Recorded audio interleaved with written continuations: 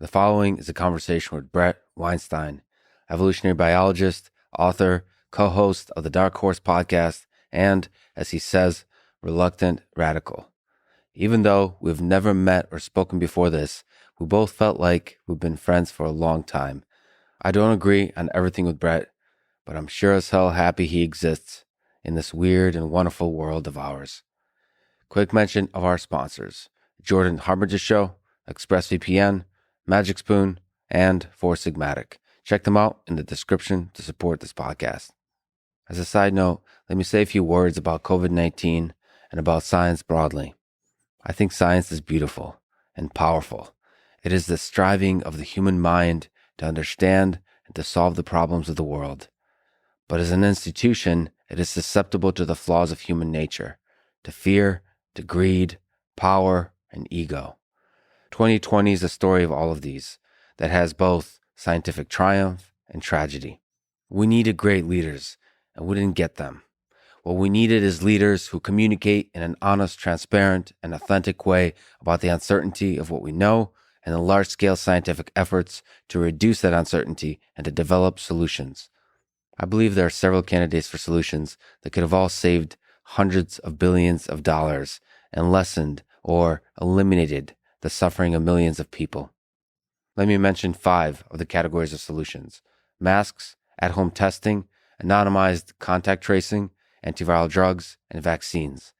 Within each of these categories, institutional leaders should have constantly asked and answered publicly, honestly, the following 3 questions. 1, what data do we have on the solution, and what studies are we running to get more and better data? 2, given the current data and uncertainty, how effective and how safe is the solution? 3, what is the timeline and cost involved with mass manufacture and distribution of the solution? In the service of these questions, no voices should have been silenced, no ideas left off the table. Open data, open science, open, honest scientific communication and debate was the way, not censorship. There are a lot of ideas out there that are bad, wrong, dangerous. But the moment we have the hubris to say we know which ideas those are is the moment we'll lose our ability to find the truth, to find solutions, the very things that make science beautiful and powerful in the face of all the dangers that threaten the well-being and the existence of humans on Earth. This conversation with Bret is less about the ideas we talk about. We agree on some, disagree on others. It is much more about the very freedom to talk, to think, to share ideas. This freedom is our only hope. Bret should never have been censored. I asked Bret to do this podcast to show solidarity and to show that I have hope for science and for humanity. As usual, I'll do a few minutes of ads now. No ads in the middle. I don't like those. Nobody likes those. I try to make these interesting, but I give you timestamps, so if you skip, please still check out the sponsors by clicking the links in the description. It's the best way to support this podcast. I'm very picky with the sponsors we take on, so if you check them out and buy their stuff, I hope you will find value in it just as I have. This episode is sponsored by the Jordan Harbinger Show. Search for it on YouTube. Subscribe to it. Listen. You won't regret it. He has a lot of incredible conversations on there. Recently, he had Michio Kaku, Neil deGrasse Tyson, and Cal Newport. Jordan challenges me to think, as an interviewer, about what makes for a good question, because he's often very good at asking the question without the fluff that gets to the core of an idea.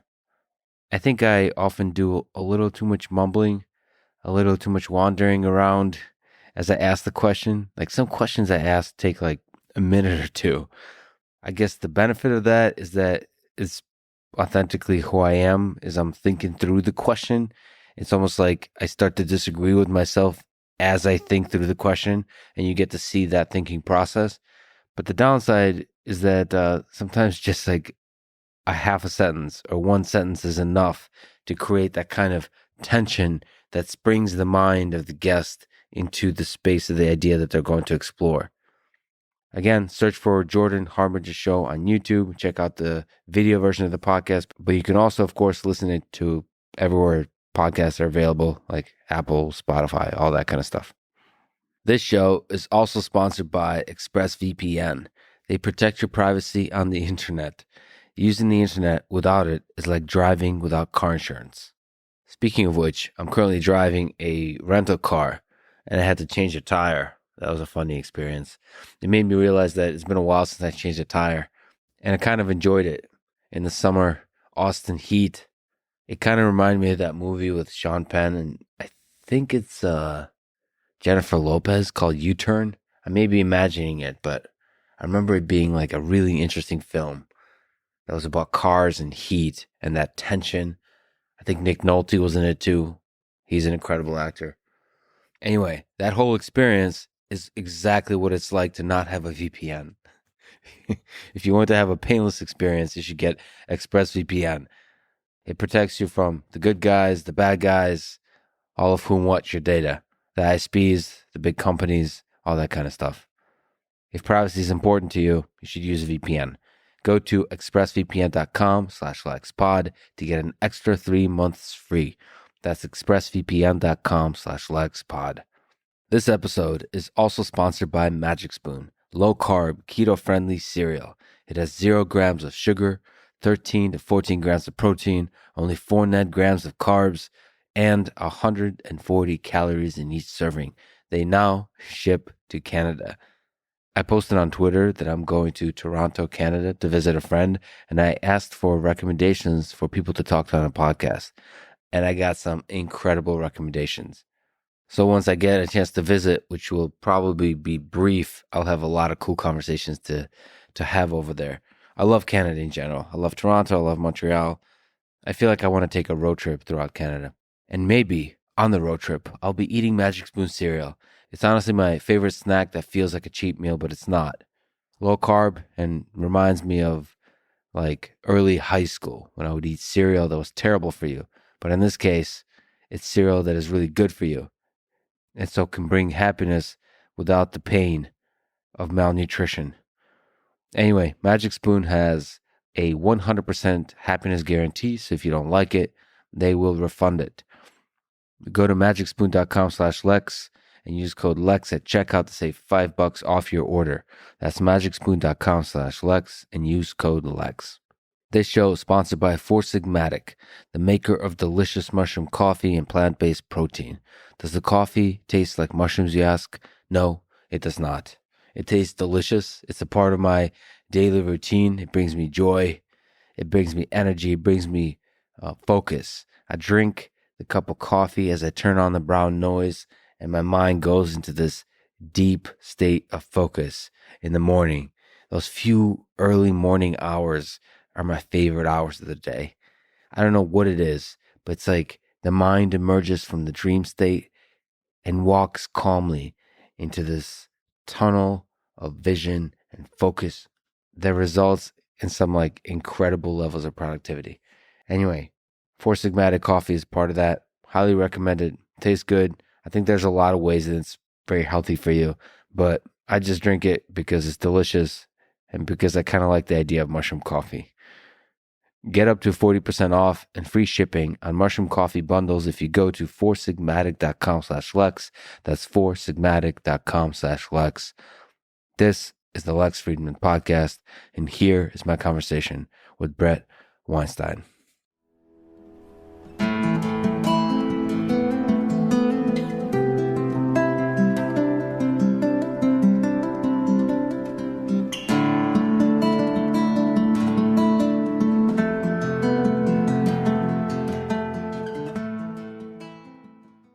What to you is beautiful about the study of biology? The science, the engineering, the philosophy of it? It's a very interesting question. I must say, at one level, it's not a conscious thing. I can say a lot about why, as an adult, I find biology compelling, but as a kid, I was completely fascinated with animals. I loved to watch them and think about why they did what they did. And that developed into a very conscious passion as an adult. But I think in the same way that one is drawn to a person, I was drawn to the never-ending series of near miracles that exists across biological nature. When you see a living organism, do you see it from an evolutionary biology perspective of like this entire thing that moves around in this world, or do you see like from an engineering perspective that like first principles almost down to the physics, like the little components that build up hierarchies, that you have cells, you have the first proteins and cells and organs and all that kind of stuff. So do you see low level or do you see high level?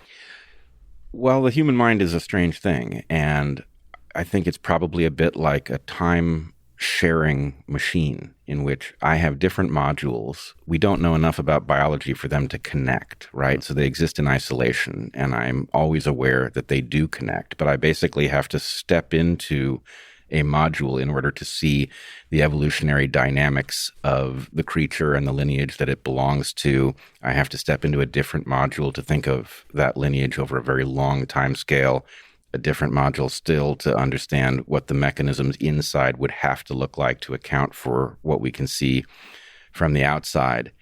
And I think that probably sounds really complicated, but one of the things about being involved in a topic like biology and doing so for one, really not even just my adult life, for my whole life, is that it becomes second nature. And, when we see somebody do an amazing parkour routine or something like that, we think about what they must be doing in order to accomplish that. But of course, what they are doing is tapping into some kind of zone, right? They are in a zone in which they are in such command of their center of gravity, for example, that they know how to hurl it around a landscape so that they always land on their feet.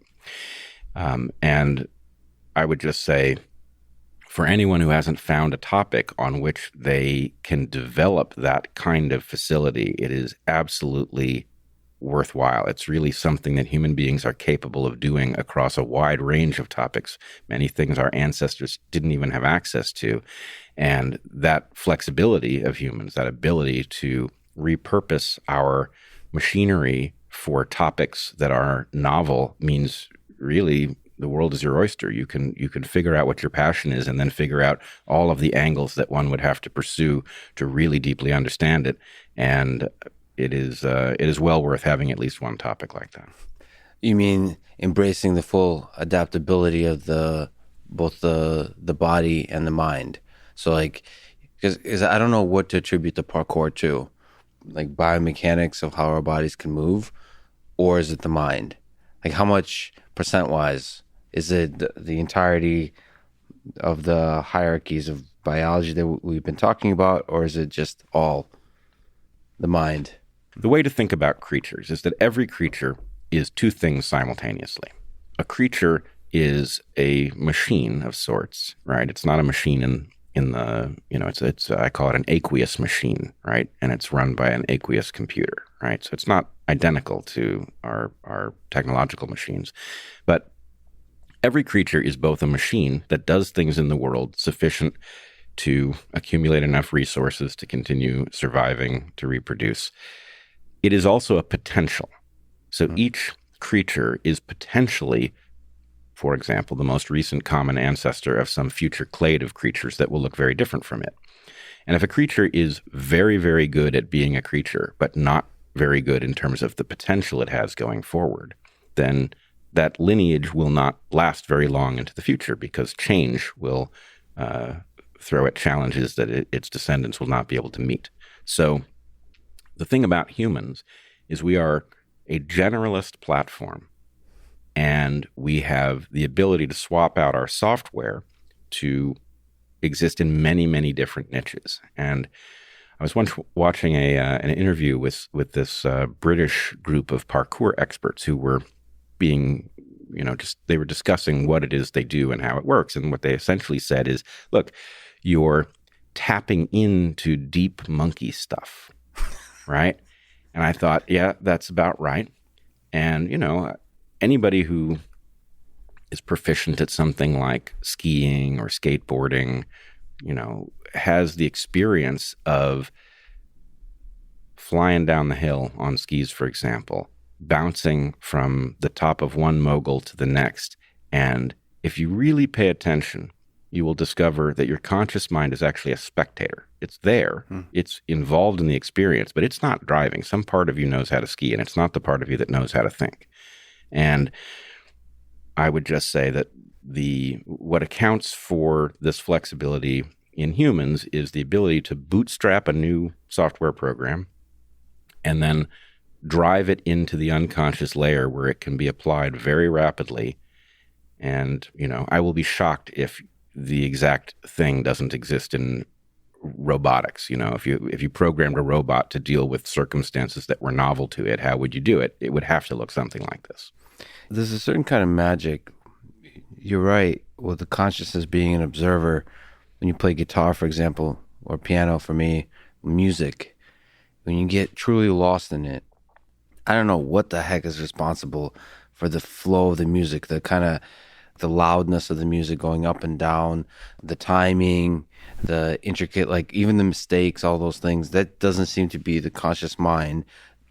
It is just observing, and yet it's somehow intricately involved. More like, because you mentioned parkour, dance is like that too.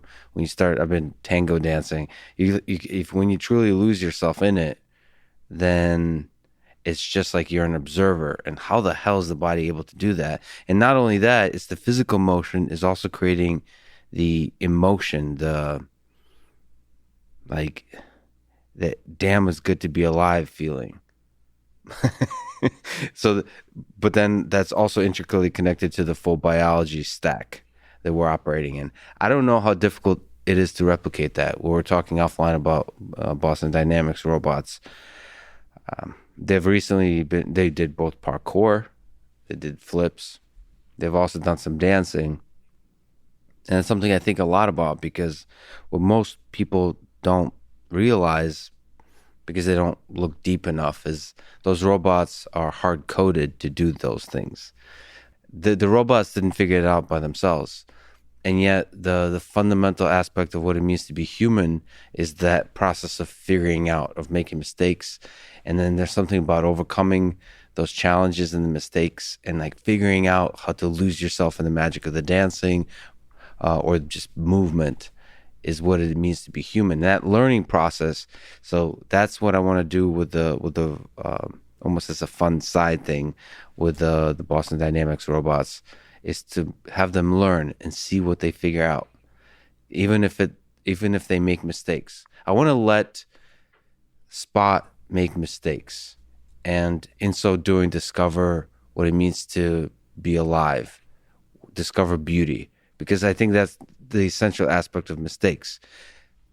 Boston Dynamics folks want Spot to be perfect because they don't want Spot to ever make mistakes, because it wants to operate in the factories, it wants to be very safe and so on. For me, if you construct the environment, if you construct a safe space for robots and allow them to make mistakes, something beautiful might be discovered. But that requires a lot of brain power. So Spot is currently very dumb, and I'm going to give it a brain. So first, make it see. Currently, it can't see, meaning computer vision. It has to understand its environment, it has to see all the humans, but then also has to be able to learn about its movement, learn how to use its body to communicate with others, all those kinds of things that dogs know how to do well, humans know how to do somewhat well. I think that's a beautiful challenge, but first you have to allow the robot to make mistakes. Well, I think your objective is laudable, but you're going to realize that the Boston Dynamics folks are right the first time Spot poops on your rug. I hear the same thing about kids and so on. Yes. But I still want to have kids. No, you should. It's a great experience. So let me step back into what you said in a couple of different places. One, I have always believed that the missing element in robotics and artificial intelligence is a proper development. Right? It is no accident. It is no mere coincidence that human beings are the most dominant species on planet Earth, and that we have the longest childhoods of any creature on Earth by far. Right? Development is the key to the flexibility, and so the capability of a human at adulthood is the mirror image. It's the flip side of our helplessness at birth. So I'll be very interested to see what happens in your robot project if you do not end up reinventing childhood for robots, which of course is foreshadowed in 2001 quite brilliantly.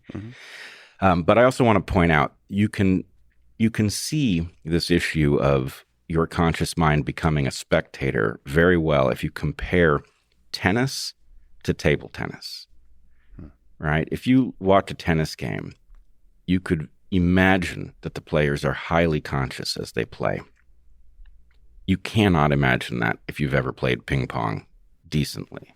A volley in ping pong is so fast that your conscious mind, if your reactions had to go through your conscious mind, you wouldn't be able to play. So you can detect that your conscious mind, while very much present, isn't there. And you can also detect where consciousness does usefully intrude. If you go up against an opponent in table tennis that knows a trick that you don't know how to respond to, you will suddenly detect that something about your game is not effective. And you will start thinking about what might be. How do you position yourself so that move that puts the ball just in that corner of the table or something like that doesn't catch you off guard?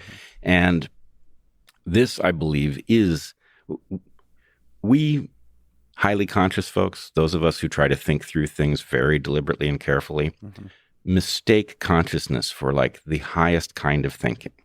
And I really think that this is an error. Consciousness is an intermediate level of thinking. What it does is it allows you, it's basically like uncompiled code. And it doesn't run very fast. It is capable of being adapted to new circumstances. But once the code is roughed in, right, it gets driven into the unconscious layer and you become highly effective at whatever it is. And that from that point, your conscious mind basically remains there to detect things that aren't anticipated by the code you've already written.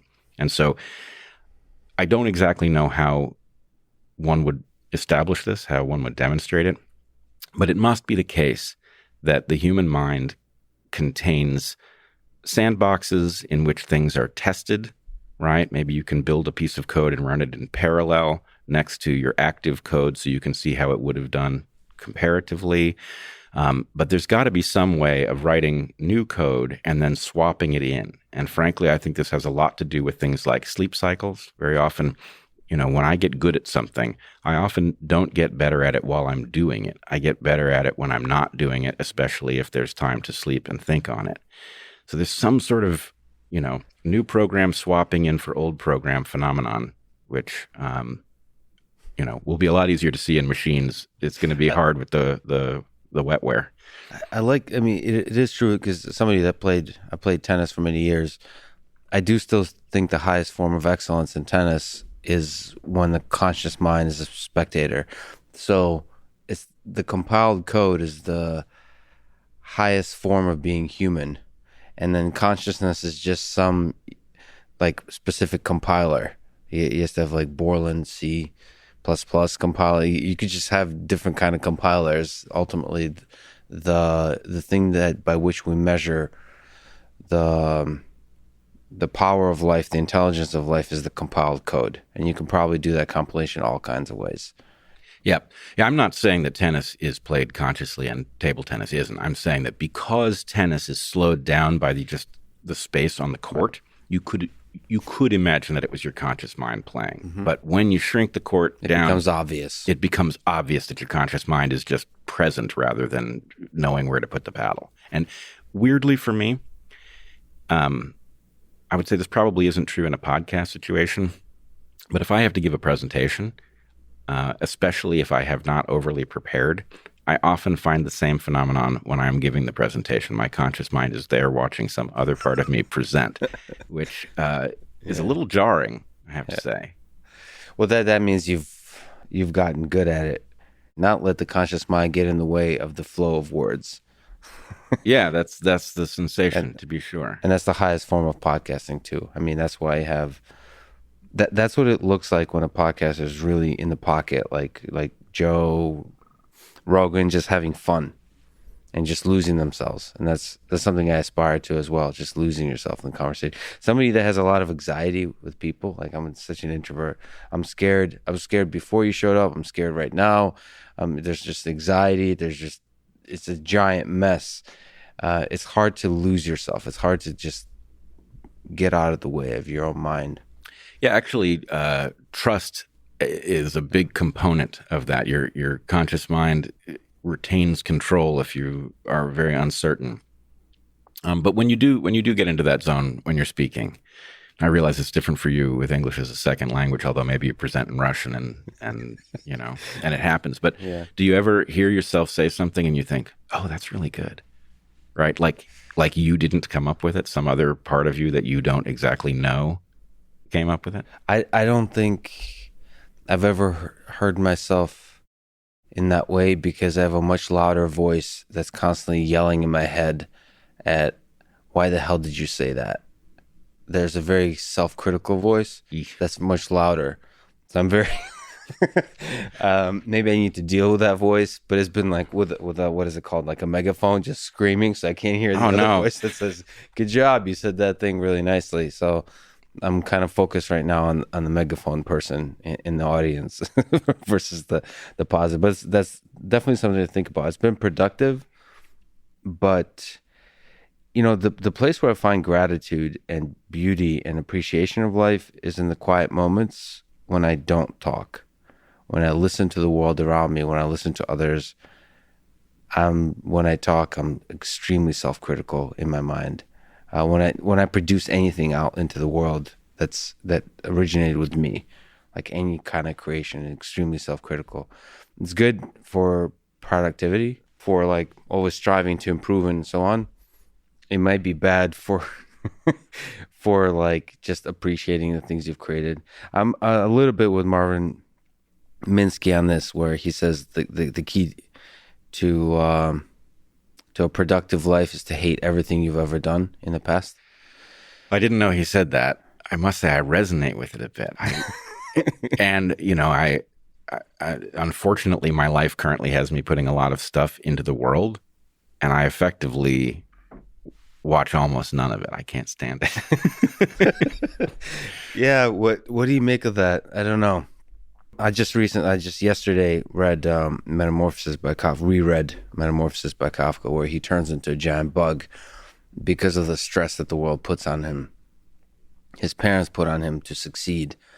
And, I think you have to find the balance, because if you allow the self-critical voice to become too heavy, the burden of the world, the pressure that the world puts on you to be the best version of yourself and so on, to strive, then you become a bug, and that's a big problem. and then the world turns against you because you're a bug. You become some kind of caricature of yourself. I don't know. You become the worst version of yourself, and then thereby end up destroying yourself, and then the world moves on. That's the story. That's a lovely story. I do think this is one of these places, and frankly, you could map this onto all of modern human experience, but this is one of these places where our ancestral programming does not serve our modern selves. Yeah. So I used to talk to students about the question of dwelling on things. Dwelling on things is famously understood to be bad, and it can't possibly be bad. It wouldn't exist. A tendency toward it wouldn't exist if it was bad. So what is bad is dwelling on things past the point of utility. And, that's obviously easier to say than to operationalize. But if you realize that your dwelling is the key, in fact, to upgrading your program for future well-being, mm-hmm. and that there's a point, presumably from diminishing returns, if not counterproductivity, there is a point at which you should stop because that is what is in your best interest, then knowing that you're looking for that point is useful, right? This is the point at which it is no longer useful for me to dwell on this error I have made, right? That's what you're looking for. And it also gives you license, right? If some part of you feels like it is punishing you rather than searching, then that also has a point at which it's no longer valuable. And there's some liberty in realizing, even the part of me that was punishing me knows it's time to stop. So if we map that onto compiled code discussion, as a computer science person, I find that very compelling. There's when you compile code, you get warnings sometimes. And usually, if you're a good software engineer, you're going to make sure there's no, you treat warnings as errors. So you make sure that the compilation produces no warnings. But at a certain point, when you have a large enough system, you just let the warnings go. It's fine. Like, I don't know where that warning came from, but, it's just ultimately you need to compile the code and run with it and hope nothing terrible happens. Well, I think what you will find, and believe me, I think what you're talking about with respect to robots unlearning is going to end up having to go to a deep developmental state and a helplessness that evolves into hypercompetence and all of that. But I noticed that I live by something that I, for lack of a better descriptor, call the theory of close calls. And the theory of close calls says that people typically miscategorize the events in their life where something almost went wrong. And, for example, I have a friend who, I was walking down the street with my college friends, and one of my friends stepped into the street thinking it was clear and was nearly hit by a car going 45 miles an hour. Would have been an absolute disaster. Might have killed her. Certainly would have permanently injured her. But she didn't, the car didn't touch her, right? Now, you could walk away from that and think nothing of it because, well, what is there to think? Nothing happened. Or you could think, well, what is the difference between what did happen and my death? The difference is luck. I never want that to be true, right? I never want the difference between what did happen and my death to be luck. Therefore, I should count this as very close to death. And I should prioritize coding so it doesn't happen again at a very high level. So anyway, my basic point is the accidents and disasters and misfortune describe a distribution that tells you what's really likely to get you in the end. And so personally, you can use them to figure out where the dangers are so that you can afford to take great risks because you have a really good sense of how they're going to go wrong. But I would also point out civilization has this problem. Civilization is now producing these events that are major disasters, but they're not existential scale yet, right? They're very serious errors that we can see. And I would argue that the pattern is you discover that we are involved in some industrial process at the point it has gone wrong, right? So I'm now always asking the question, okay, in light of the Fukushima triple meltdown, the financial collapse of 2008, the Deepwater Horizon blowout, COVID-19 and its probable origins in the Wuhan lab, what processes do I not know the name of yet that I will discover at the point that some gigantic accident has happened? And can we talk about the wisdom or lack thereof of engaging in that process before the accident, right? That's what a wise civilization would be doing. And yet we don't. I just want to mention something that happened a couple of days ago. I don't know if you know who J.B. Straubel is. He's the co-founder of Tesla, CTO of Tesla for many, many years. His wife just died. She was riding a bicycle. And in that same thin line between death and life that many of us have been in, where you walk into the intersection and there's this close call. Every once in a while, you get the short straw. I wonder how much of our own individual lives and the entirety of the human civilization rests on this little roll of the dice. Well, this is sort of my point about the close calls, is that there's a level at which we can't control it, right? The gigantic asteroid that comes from deep space that you don't have time to do anything about. There's not a lot we can do to hedge that out, or at least not short term. But there are lots of other things, obviously the financial collapse of 2008 didn't break down the entire world economy. It threatened to, but a Herculean effort managed to pull us back from the brink.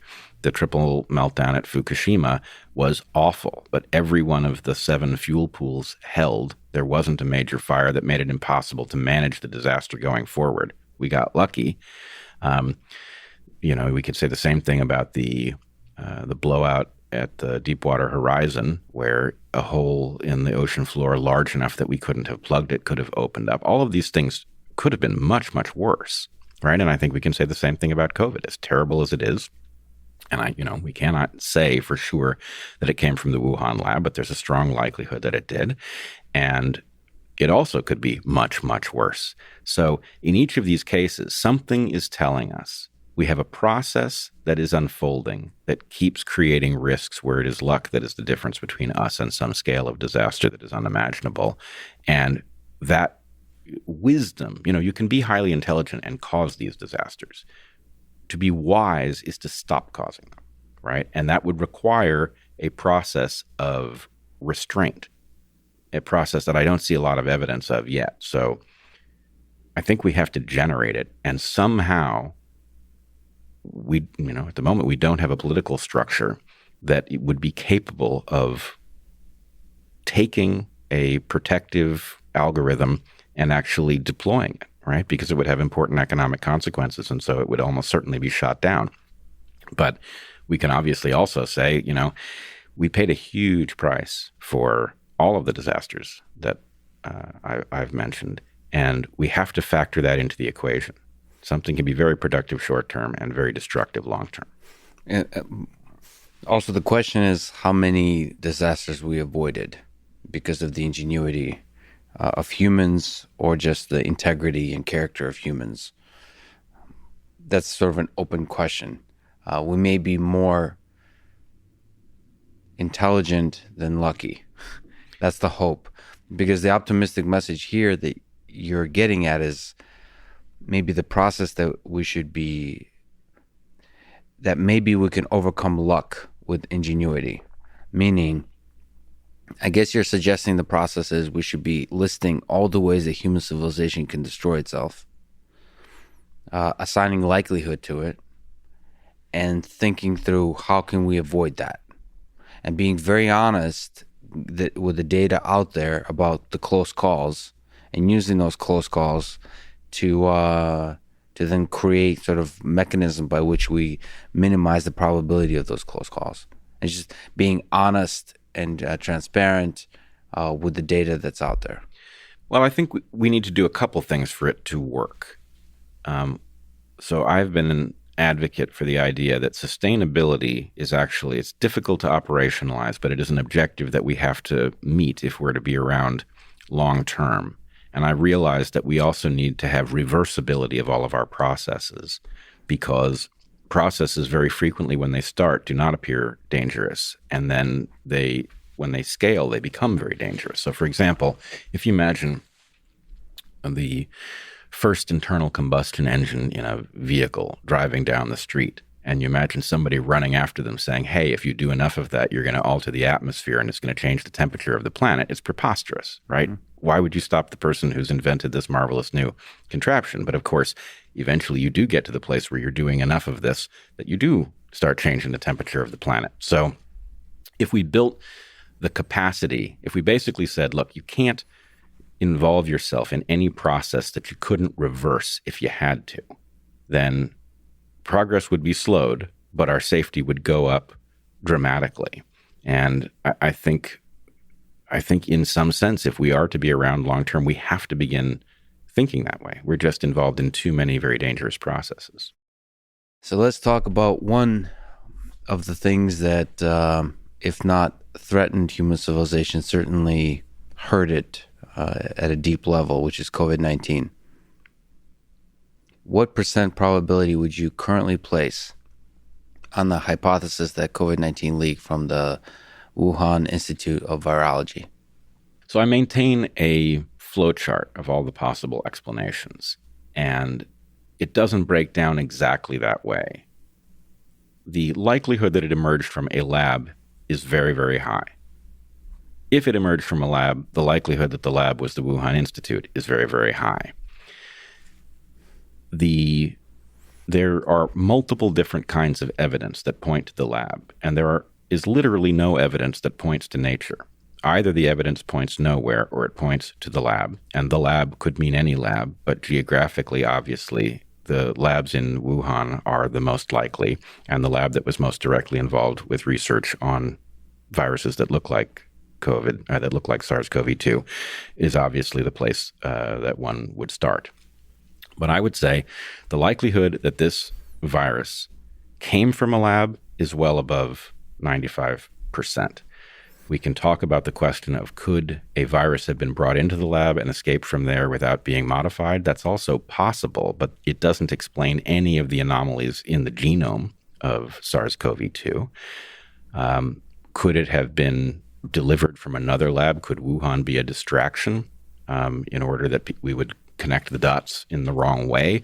That's conceivable. I currently have that below 1% on my flowchart, but I think a very dark thought that somebody would do that almost as a political attack on China. Well, it depends. I don't even think that's one possibility. Sometimes when Eric and I talk about these issues, we will generate a scenario just to prove that something could live in that space, right? It's a placeholder for whatever may actually have happened. And so it doesn't have to have been an attack on China. That's certainly one possibility. But I would point out, if you can predict the future in some unusual way, better than others, you can print money, right? That's what markets that allow you to bet for or against virtually any sector allow you to do. So you can imagine a simply amoral person or entity generating a pandemic, attempting to cover their tracks because it would allow them to bet against things like, cruise ships, air travel, whatever it is, and bet in favor of, sanitizing gel and whatever else you would do. So am I saying that I think somebody did that? No, I really don't think it happened. We've seen zero evidence that this was intentionally released. However, were it to have been intentionally released by somebody who did not want it known where it had come from, releasing it into Wuhan would be one way to cover their tracks. So we have to leave the possibility formally open, but acknowledge there's no evidence. And the probability, therefore, is low. I tend to believe, maybe this is the optimistic nature that I have, that people who are competent enough to do the kind of thing we just described are not going to do that, because it requires a certain kind of, I don't want to use the word evil, but whatever word you want to use to describe the kind of disregard for human life required to do that.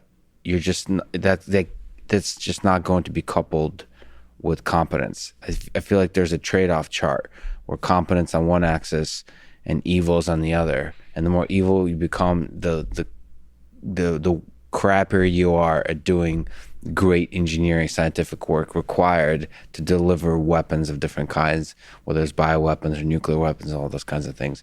That seems to be the lessons I take from history, but that doesn't necessarily mean that's what's going to be happening in the future. But to stick on the lab leak idea, because the flowchart is probably huge here, because there's a lot of fascinating possibilities.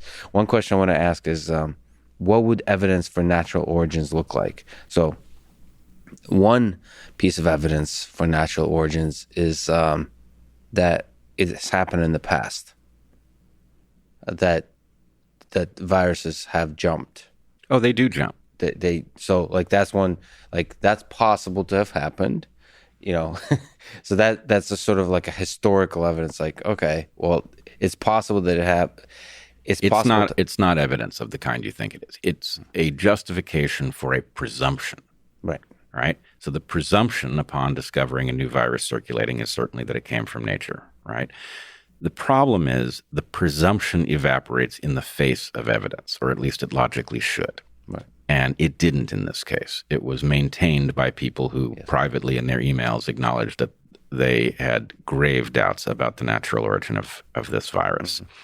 Is there some other piece of evidence that we could look for and see that would say, this increases the probability that it's natural origins? Yeah. In fact, there is evidence. I always worry that somebody is going to make up some evidence in order to reverse the flow. Oh, boy. Well, let's say There's a lot of incentive for that, actually. There's a huge amount of incentive. On the other hand, why didn't the powers that be, the powers that lied to us about weapons of mass destruction in Iraq, why didn't they ever fake weapons of mass destruction in Iraq? Whatever force it is, I hope that force is here too. And so whatever evidence we find is real. It's the competence thing I'm talking about. But okay, go ahead. Sorry. Okay.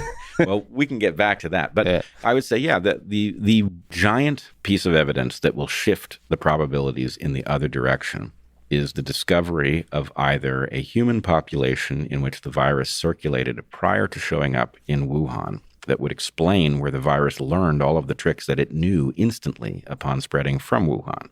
So that would do it, or an animal population in which an ancestor epidemic can be found in which the virus learned this before jumping to humans. But I'd point out in that second case, you would certainly expect to see a great deal of evolution in the early epidemic, which we don't see. So there almost has to be a human population somewhere else that had the virus circulating, or an ancestor of the virus that we first saw in Wuhan circulating. And it has to have gotten very sophisticated in that prior epidemic before hitting Wuhan in order to explain the total lack of evolution and extremely effective virus that emerged at the end of 2019. So you don't believe in the magic of evolution to spring up with all the tricks already there? Like everybody who doesn't have the tricks, they die quickly. And then you just have this beautiful virus that comes in with the spike protein and the through mutation and selection, like the ones that succeed and succeed big are the ones that are going to just spring into life with the tricks. Well, no. That's called a hopeful monster, and Okay. hopeful monsters don't work. The job of becoming a new pandemic virus is too difficult. It involves two very difficult steps, and they both have to work. One is the ability to infect a person and spread in their tissues sufficient to make an infection, and the other is to jump between individuals at a sufficient rate that it doesn't go extinct for one reason or another. Those are both very difficult jobs. They require, as you describe, selection. And the point is, selection would leave a mark. We would see evidence that it was In taking animals place. or humans, we would see. Both, right?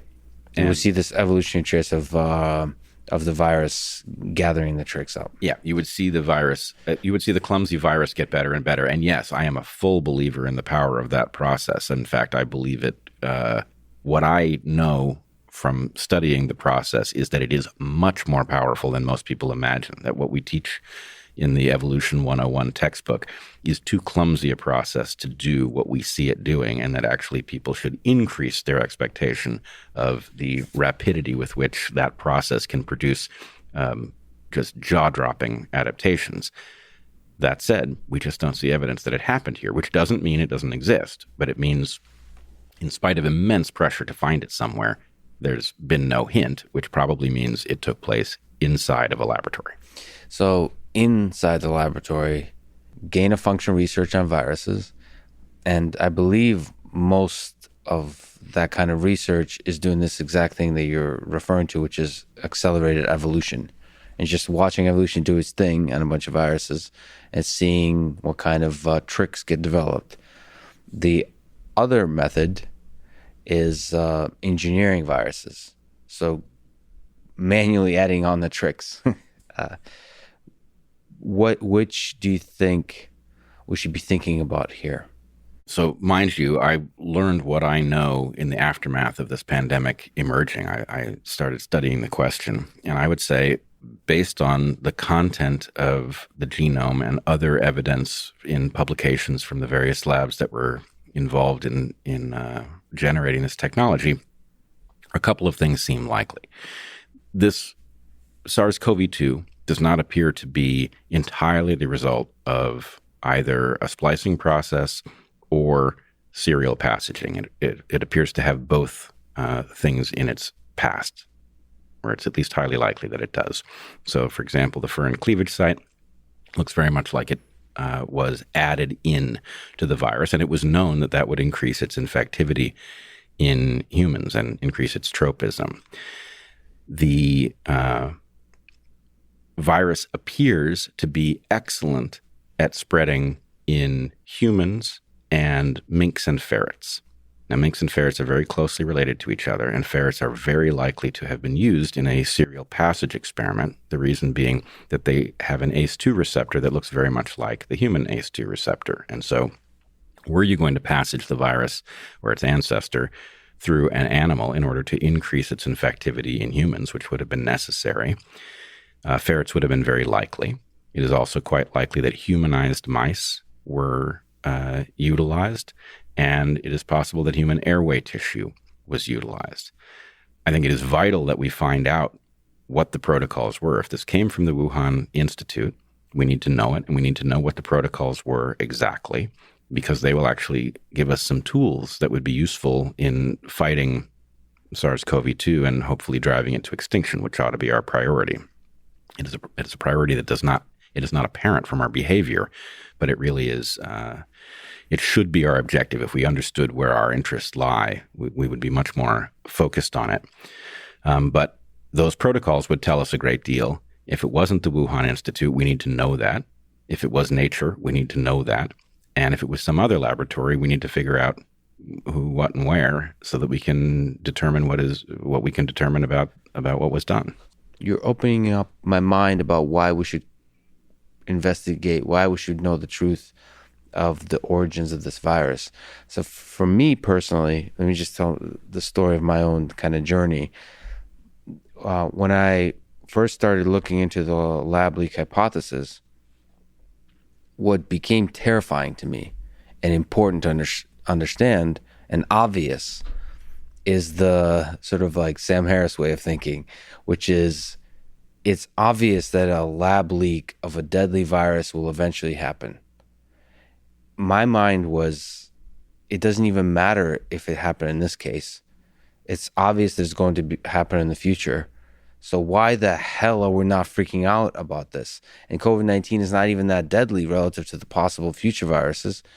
It's the way I disagree with Sam on this, but he thinks about this way about AGI as well, about artificial intelligence. It's a different discussion, I think, but with viruses, it seems like something that could happen on the scale of years, maybe a few decades. AGI is a little bit farther out for me, but it seemed, the terrifying thing, it seemed obvious that this will happen very soon for a much deadlier virus as we get better and better at both engineering viruses and doing this kind of evolutionary driven research, gain of function research. Okay, but then you started speaking out about this as well, but also started to say, no, we should hurry up and figure out the origins now because it will help us figure out how to actually respond to this particular virus, how to treat this particular virus, what is in terms of vaccines, in terms of antiviral drugs, in terms of just all the number of responses we should have. Okay. I still am much more freaking out about the future. Maybe you can break that apart a little bit. Which are you most focused on now? Which are you most freaking out about now in terms of the importance of figuring out the origins of this virus? I am most freaking out about both of them because they're both really important, and we can put bounds on this. Let me say first that this is a perfect test case for the theory of close calls, because as much as COVID is a disaster, it is also a close call from which we can learn much. Yeah. You are absolutely right. If we keep playing this game in the lab, if we are, especially if we do it under pressure, and when we are told that a virus is going to leap from nature any day, and that the more we know, the better we'll be able to fight it, we're going to create the disaster all the sooner. So yes, that should be an absolute focus. The fact that there were people saying that this was dangerous back in 2015 ought to tell us something. The fact that the system bypassed a ban and offshored the work to China ought to tell us this is not a Chinese failure. This is a failure of something larger and harder to see. But I also think that there's a clock ticking with respect to SARS-CoV-2 and COVID, the disease that it creates. And that has to do with whether or not we are stuck with it permanently. So if you think about the cost to humanity of being stuck with influenza, it's an immense cost year after year. And we just stop thinking about it because it's there. Some years you get the flu, most years you don't. Maybe you get the vaccine to prevent it. Maybe the vaccine isn't particularly well targeted. But imagine just simply doubling that cost. Imagine we get stuck with SARS-CoV-2 and its descendants going forward, and that it just settles in and becomes a fact of modern human life. That would be a disaster, right? The number of people we will ultimately lose is incalculable. The amount of suffering that will be caused is incalculable. The loss of well-being and wealth, incalculable. So that ought to be a very high priority, driving this extinct before it becomes permanent. And the ability to drive it extinct goes down the longer we delay effective responses.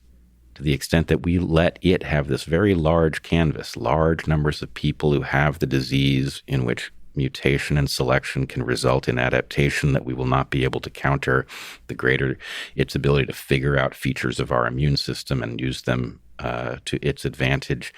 So I'm feeling the pressure of driving it extinct. I believe we could have driven it extinct 6 months ago, and we didn't do it because of very mundane concerns among a small number of people. And I'm not alleging that they were brazen about or that they were callous about deaths that would be caused. I have the sense that they were working from a kind of autopilot in which let's say you're in some kind of a corporation, a pharmaceutical corporation, you have a portfolio of therapies that in the context of a pandemic might be very lucrative. Those therapies have competitors. You, of course, want to position your product so that it succeeds and the competitors don't.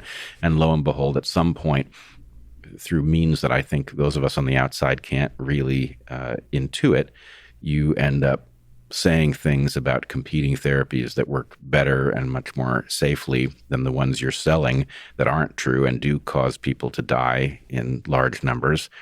But it's some kind of autopilot. At least part of it is. So there's a complicated coupling of the autopilot of institutions, companies, governments, and then there's also the geopolitical game theory thing going on where you want to keep secrets. It's the Chernobyl thing where if you messed up, there's a big incentive, I think, to hide the fact that you messed up. So how do we fix this? And what's more important to fix? The autopilot, which is the response that we often criticize about our institutions, especially the leaders in those institutions, Anthony Fauci and so on, some of the members of the scientific community. And the second part is the game with China of hiding the information in terms of on the fight between nations.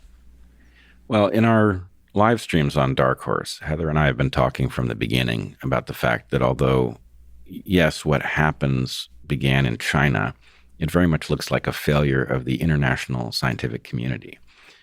And that's frightening, but it's also hopeful in the sense that actually if we did the right thing now, we're not navigating a puzzle about Chinese responsibility. We're navigating a question of collective responsibility for something that has been terribly costly to all of us.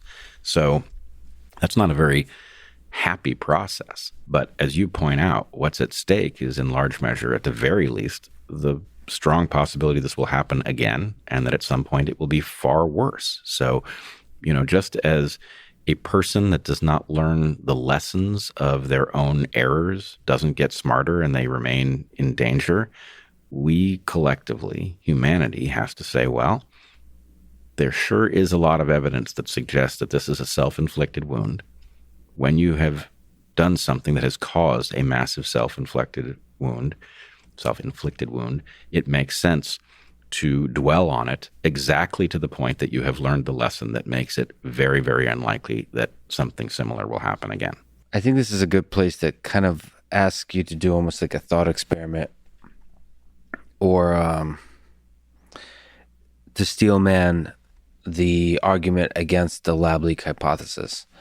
So if you were to argue, you said 95% chance that the virus leaked from a lab. There's a bunch of ways I think you can argue that even talking about it is bad for the world. So if I just to put something on the table, is to say that, so one, it would be racism versus Chinese people. that talking about that it leaked from a lab, there's a kind of immediate kind of blame, and it can spiral down into this idea that's somehow the people are responsible for the virus and this kind of thing. Is it possible for you to come up with other Steelman arguments against talking or against the possibility of the lab leak hypothesis? Well, so I think steel manning is a tool that is extremely valuable, but it's also possible to abuse it. I think that you can only steel man a good faith argument.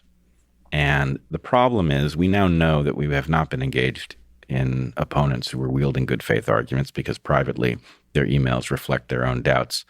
And what they were doing publicly was actually a punishment, a public punishment for those of us who spoke up with, I think, the purpose of either backing us down or more likely warning others not to engage in the same kind of behavior. And obviously for people like you and me who regard science as our likely best hope for navigating difficult waters, shutting down people who are using those tools honorably is itself dishonorable. So I don't feel that there's anything to steelman. And I also think that, immediately at the point that the world suddenly, with no new evidence on the table, switched gears with respect to the lab leak, at the point that Nicholas Wade had published his article and suddenly the world was going to admit that this was at least a possibility, if not a likelihood, we got to see something of the rationalization process that had taken place inside the institutional world. And it very definitely involved the claim that what was being avoided was the targeting of Chinese scientists. And my point would be, I don't want to see the targeting of anyone. I don't want to see racism of any kind. On the other hand, once you create license to lie in order to protect individuals when the world has a stake in knowing what happened, then it is inevitable that that process, that license to lie, will be used by the thing that captures institutions for its own purposes. So my sense is it may be very unfortunate if the story of what happened here can be used against Chinese people. That would be very unfortunate. And as I think I mentioned, Heather and I have taken great pains to point out that this doesn't look like a Chinese failure. It looks like a failure of the international scientific community. So I think it is important to broadcast that message along with the analysis of the evidence. But no matter what happened, we have a right to know. And I frankly do not take the institutional layer at its word that its motivations are honorable and that it was protecting, good-hearted scientists at the expense of the world. That explanation does not add up. Well, this is a very interesting question about whether it's ever okay to lie at the institutional layer to protect the populace. I think both you and I are probably have the same sense that it's a slippery slope. Even if it's an effective mechanism in the short term, in the long term, it's going to be destructive. This happened with masks. This happened with other things. If you look at just history pandemics, there's an idea that panic is destructive amongst the populace. So you want to construct a narrative, whether it's a lie or not, to minimize panic. But you're suggesting that almost in all cases, and I think that was the lesson from the pandemic in the early 20th century, that lying creates distrust, and distrust in the institutions is ultimately destructive. That's your sense, that lying is not okay? Well, okay. There are obviously places where complete transparency is not a good idea, right? To the extent that you broadcast a technology that allows one individual to hold the world hostage, right? Obviously, you've got something to be navigated. But in general, I don't believe that the scientific system should be lying to us. In the case of this particular lie, the idea that the well-being of Chinese scientists outweighs the well-being of the world is preposterous. Yeah. Right? As you point out, one thing that rests on this question is whether we continue to do this kind of research going forward. And the scientists in question, all of them, American, Chinese, all of them, were pushing the idea that the risk of a zoonotic spillover event causing a major and highly destructive pandemic was so great that we had to risk this. Now, if they themselves have caused it, and if they are wrong, as I believe they are, about the likelihood of a major world pandemic spilling out of nature in the way that they wrote into their grant applications, then the danger is, the call is coming from inside the house. And we have to look at that. And yes, whatever we have to do to protect scientists from retribution, we should do. But we cannot, protecting them by lying to the world, and even worse, by demonizing people like me, like Josh Rogan, like Yuri Dagan, the entire Drastic group on Twitter, by demonizing us for simply following the evidence, is to set a terrible precedent. Right? You're demonizing people for using the scientific method to evaluate evidence that is available to us in the world. What a terrible crime it is to teach that lesson, right? Thou shalt not use scientific tools? No, I'm sorry. Whatever your license to lie is, it doesn't extend to that. Yeah, I've seen the attacks on you, the pressure on you has a very important effect on thousands of world-class biologists, actually. So at MIT, colleagues of mine, people I know, there's a slight pressure to not be allowed to, one, speak publicly, and two, actually think. Like, to even think about these ideas. It sounds kind of ridiculous, but just to, in the privacy of your own home, to read things, to think. It's many people, many world-class biologists that I know will just avoid looking at the data. There's not even that many people that are publicly opposing gain-of-function research. They're also like, it's not worth it. It's not worth the battle. And there's many people that kind of argue that those battles should be fought in private, with colleagues, in the privacy of the scientific community, that the public is somehow not maybe intelligent enough to be able to deal with the complexities of this kind of discussion. I don't know. But the final result is, combined with the bullying of you and all the different pressures in the academic institutions, is that it's just people are self-censoring and silencing themselves, and silencing the most important thing, which is the power of their brains. Like, these people are brilliant, and the fact that they're not utilizing their brain to come up with solutions outside of the conformist line of thinking is tragic. Well, it is. I also think that we have to look at it and understand it for what it is. For one thing, it's kind of a cryptic totalitarianism. Somehow, people's sense of what they're allowed to think about, talk about, discuss is causing them to self-censor. And I can tell you it's causing many of them to rationalize, which is even worse. They are blinding themselves to what they can see. But it is also the case, I believe, that what you're describing about what people said, and a great many people understood that the lab leak hypothesis could not be taken off the table, but they didn't say so publicly.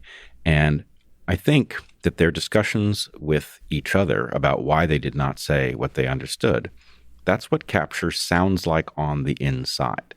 I don't know exactly what force captured the institutions. I don't think anybody knows for sure out here in public. I don't even know that it wasn't just simply a process. But you have these institutions. They are behaving towards a kind of somatic obligation. They have lost sight of what they were built to accomplish. And on the inside, the way they avoid going back to their original mission is to say things to themselves like, the public can't have this discussion. It can't be trusted with it. Yes, we need to be able to talk about this, but it has to be private. Whatever it is they say to themselves, that is what capture sounds like on the inside. It's a institutional rationalization mechanism, and it's very, very deadly. And at the point you go from lab leak to repurposed drugs, you can see that it's very deadly in a very direct way. Yeah, I see this in my field with things like autonomous weapon systems. People in AI do not talk about the use of AI in weapon systems. They kind of avoid the idea that AI is used in the military. It's kind of funny. There's this like kind of discomfort, and they're like they all hurry like like something scary happens and a bunch of sheep kind of like run away. That's what it looks like. And I don't even know what to do about it and then I feel this natural pull every time I bring up autonomous weapon systems to go along with the sheep. There's a natural kind of pull towards that direction because it's like, what can I do as one person? Now, there's currently nothing destructive happening with autonomous weapon systems. So we're in the early days of this race that in 10, 20 years might become a real problem. Now, the discussion we're having now, we're now facing the result of that in the space of viruses. For many years, avoiding the conversations here. I don't know what to do that in the early days. But I think we have to, I guess, create institutions where people can stand out. People can stand out and basically be individual thinkers and break out into all kinds of spaces of ideas that allow us to think freely, freedom of thought. And maybe that requires the decentralization of institutions. Well, years ago, I came up with a concept called cultivated insecurity. And the idea is, let's just take the example of the average Joe, right? The average Joe has a job somewhere, and their mortgage, their medical insurance, their retirement, their connection with the economy is to one degree or another dependent on their relationship with the employer. That means that there is a strong incentive, especially in any industry where it's not easy to move from one employer to the next. There's a strong incentive to stay in your employer's good graces, right? So it creates a very top-down dynamic, not only in terms of who gets to tell other people what to do, but it really comes down to who gets to tell other people how to think. So that's extremely dangerous. The way out of it is to cultivate security to the extent that somebody is in a position to go against the grain and have it not be a catastrophe for their family and their ability to earn. You will see that behavior a lot more. So I would argue that some of what you're talking about is just a simple, predictable consequence of the concentration of the sources of well-being, and that this is a solvable problem. You got a chance to talk with Joe Rogan yesterday? Yes, I did.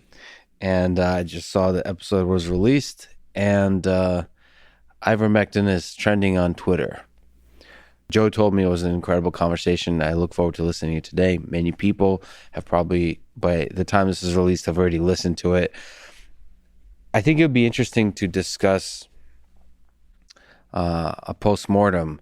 How do you feel how that conversation went? And maybe broadly, how do you see the story as it's unfolding of ivermectin from the origins from before COVID-19 through 2020 to today?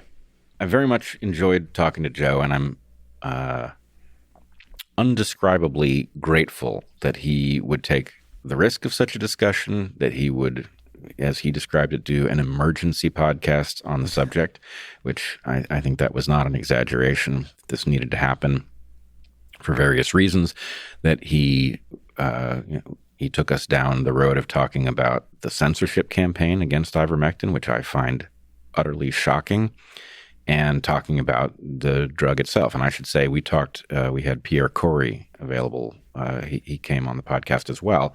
He is, of course, the face of the FLCCC, the Frontline COVID-19 Critical Care Alliance. These are doctors who have innovated ways of treating COVID patients, and they happened on ivermectin and have been using it. And I hesitate to use the word advocating for it, because that's not really the role of doctors or scientists, but they are advocating for it in the sense that there is this pressure not to talk about its effectiveness for reasons that we can go into. So maybe step back and say, what is ivermectin, and how much studies have been done to show its effectiveness? So ivermectin is an interesting drug. It was discovered in the 70s by a Japanese scientist named Satoshi Omura, and he found it in soil near a Japanese golf course. So I would just point out in passing that if we were to stop self-silencing over the possibility that Asians will be demonized over the possible lab leak in Wuhan, and to recognize that actually the natural course of this story has a likely lab leak in China, it has a unlikely hero in Japan, the story is naturally not a simple one. But in any case, Omura discovered this molecule. He sent it to a friend who was at Merck, a scientist named Campbell. They won a Nobel Prize for the discovery of the ivermectin molecule in 2015. Its initial use was in treating parasitic infections. It's very effective in treating the worm that causes river blindness, the pathogen that causes elephantitis, scabies. It's a very effective anti-parasite drug. It's extremely safe. It's on the WHO's list of essential medications. It's safe for children. It has been administered something like 4 billion times in the last 4 decades. It has been given away in the millions of doses by Merck in Africa.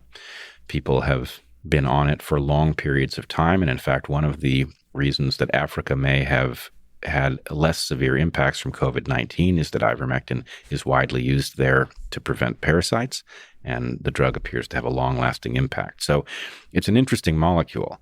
It was discovered some time ago, apparently, that it has antiviral properties, and so it was tested early in the COVID-19 pandemic to see if it might work to treat humans with COVID.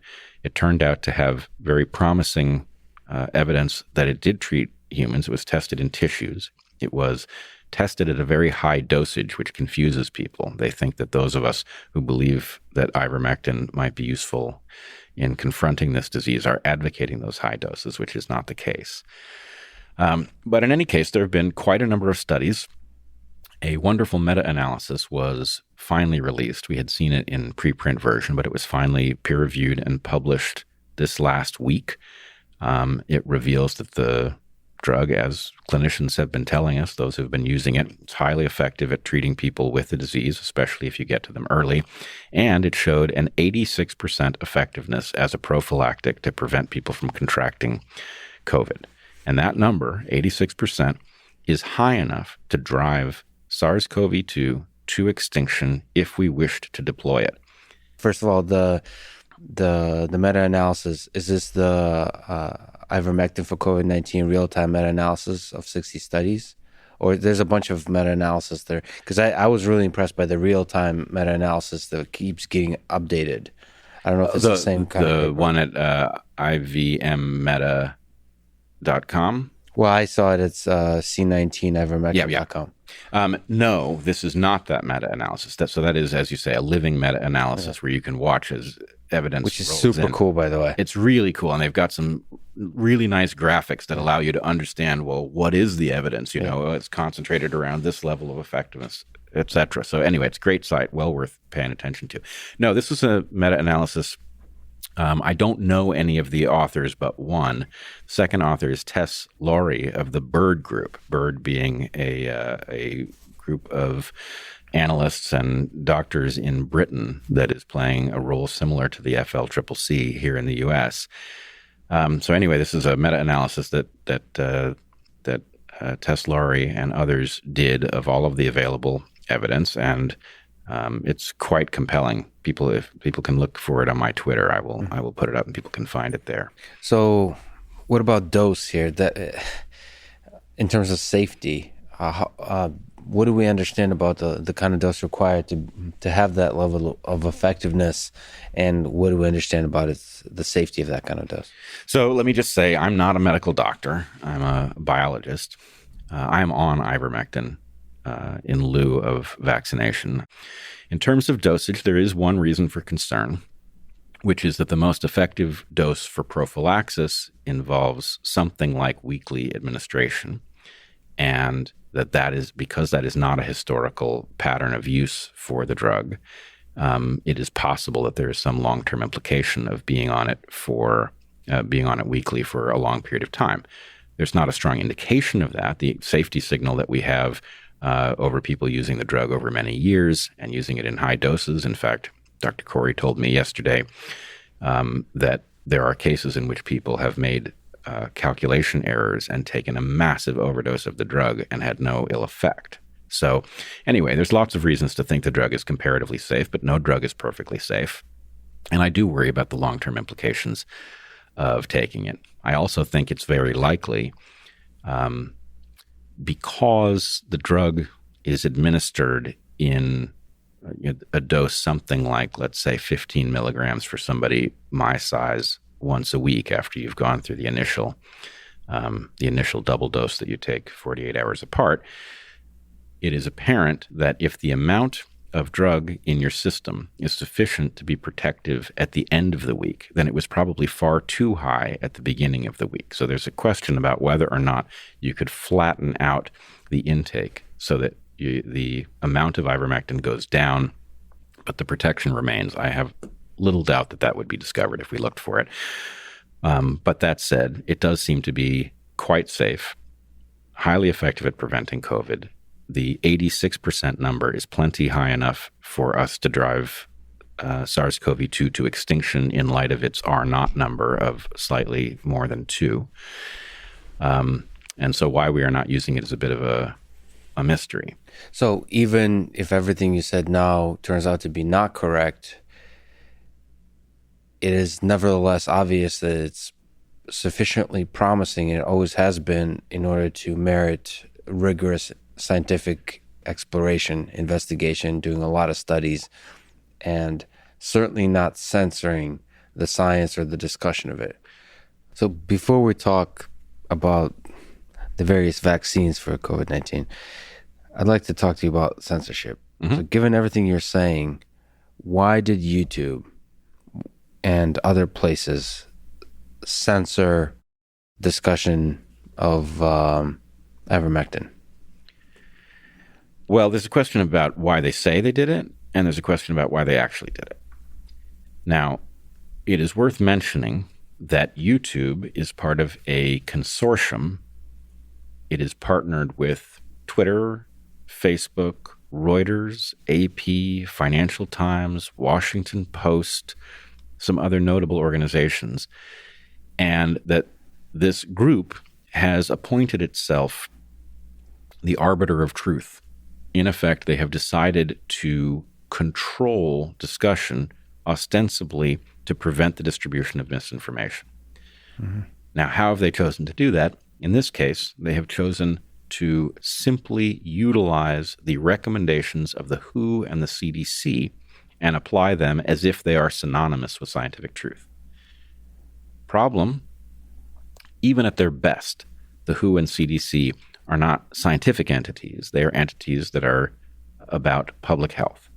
And public health has this, whether it's right or not, and I believe I disagree with it, but it has this self-assigned right to lie that comes from the fact that there is game theory that works against, for example, a successful vaccination campaign. That if everybody else takes a vaccine and therefore the herd becomes immune through vaccination, and you decide not to take a vaccine, then you benefit from the immunity of the herd without having taken the risk. So people who do best are the people who opt out. That's a hazard. And the WHO and CDC as public health entities effectively oversimplify stories in order that game theory does not cause a predictable tragedy of the commons.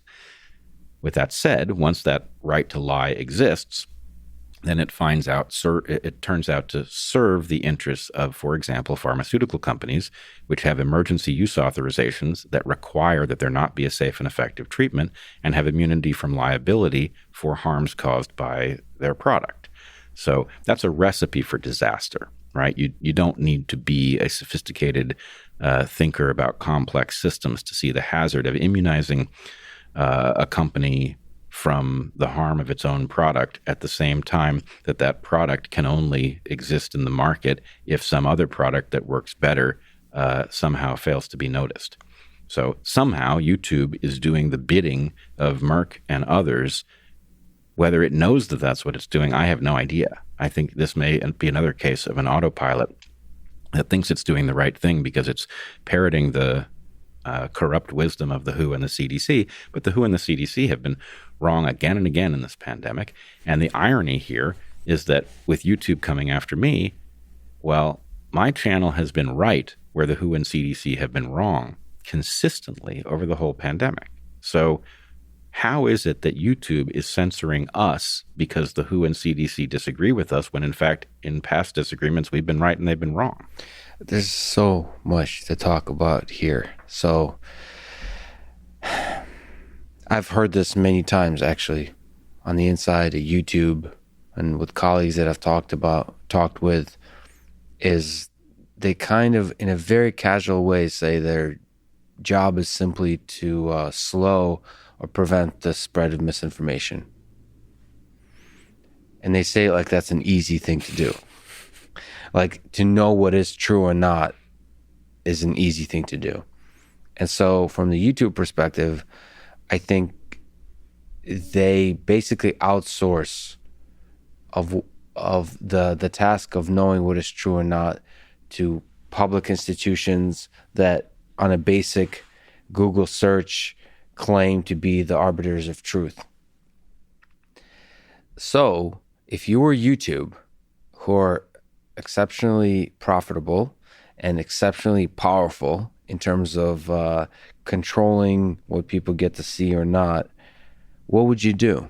Would you take a stand, a public stand against the WHO, WHO, CDC? Or would you instead say, you know what, let's open the dam and let any video on anything fly? What do you do here? If if Bret Weinstein was put in charge of YouTube for a month in this most critical of times, where YouTube actually has incredible amounts of power to educate the populace, to give power of knowledge to the populace, such that they can reform institutions, what would you do? How would you run YouTube? Well, unfortunately, or fortunately, this is actually quite simple. The founders, the American founders, settled on a counterintuitive formulation that people should be free to say anything. They should be free from the government blocking them from doing so. They did not imagine that in formulating that right, that most of what was said would be of high quality, nor did they imagine it would be free of harmful things. What they correctly reasoned was that the benefit of leaving everything so it can be said exceeds the cost, which everyone understands to be substantial.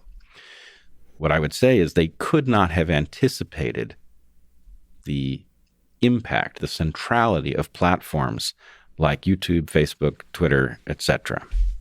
If they had, they would not have limited the First Amendment as they did. They clearly understood that the power of the federal government was so great that it needed to be limited by granting explicitly the right of citizens to say anything. In fact, YouTube, Twitter, Facebook may be more powerful in this moment than the federal government of their worst nightmares could have been. The power that these entities have to control thought and to shift civilization is so great that we need to have those same protections. It doesn't mean that harmful things won't be said, but it means that nothing has changed about the cost-benefit analysis of building the right to censor. So if I were running YouTube, the limit of what should be allowed is the limit of the law, right? If what you are doing is legal, then it should not be YouTube's place to limit what gets said or who gets to hear it. That is between speakers and audience. Will harm come from that? Of course it will. But will net harm come from it? No, I don't believe it will. I believe that allowing everything to be said does allow a process in which better ideas do come to the fore and win out. So you believe that in the end, when there's complete freedom to share ideas, that truth will win out. So what I've noticed, just as a brief side comment, that certain things become viral irregardless of their truth. I've noticed that things that are dramatic and or funny, like things that become memes, don't have to be grounded in truth. And so that what worries me there is that we basically maximize for drama versus maximize for truth in a system where everything is free. And that's worrying in the time of emergency. Well, yes, it's all worrying in time of emergency, to be sure. But I want you to notice that what you've happened on is actually an analog for a much deeper and older problem. Human beings we are not a blank slate, but we are the blankest slate that nature has ever devised. And there's a reason for that, right? It's where our flexibility comes from. We are robots in which a large fraction of the cognitive capacity of the behavioral capacity has been offloaded to the software layer, which gets written and rewritten over evolutionary time. That means effectively that much of what we are, in fact, the important part of what we are, is housed in the cultural layer and the conscious layer and not in the hardware hard coding layer. That layer is prone to make errors, right? And anybody who's watched a child grow up knows that children make absurd errors all the time, right? That's part of the process, as we were discussing earlier. It is also true that as you look across a field of people discussing things, a lot of what is said is pure nonsense. It's garbage. But the tendency of garbage to emerge and even to spread in the short term does not say that over the long term, what sticks is not the valuable ideas. So there's a high tendency for novelty to be created in the cultural space, but there's also a high tendency for it to go extinct. And you have to keep that in mind. It's not like the genome, right? Everything is happening at a much higher rate. Things are being created, they're being destroyed.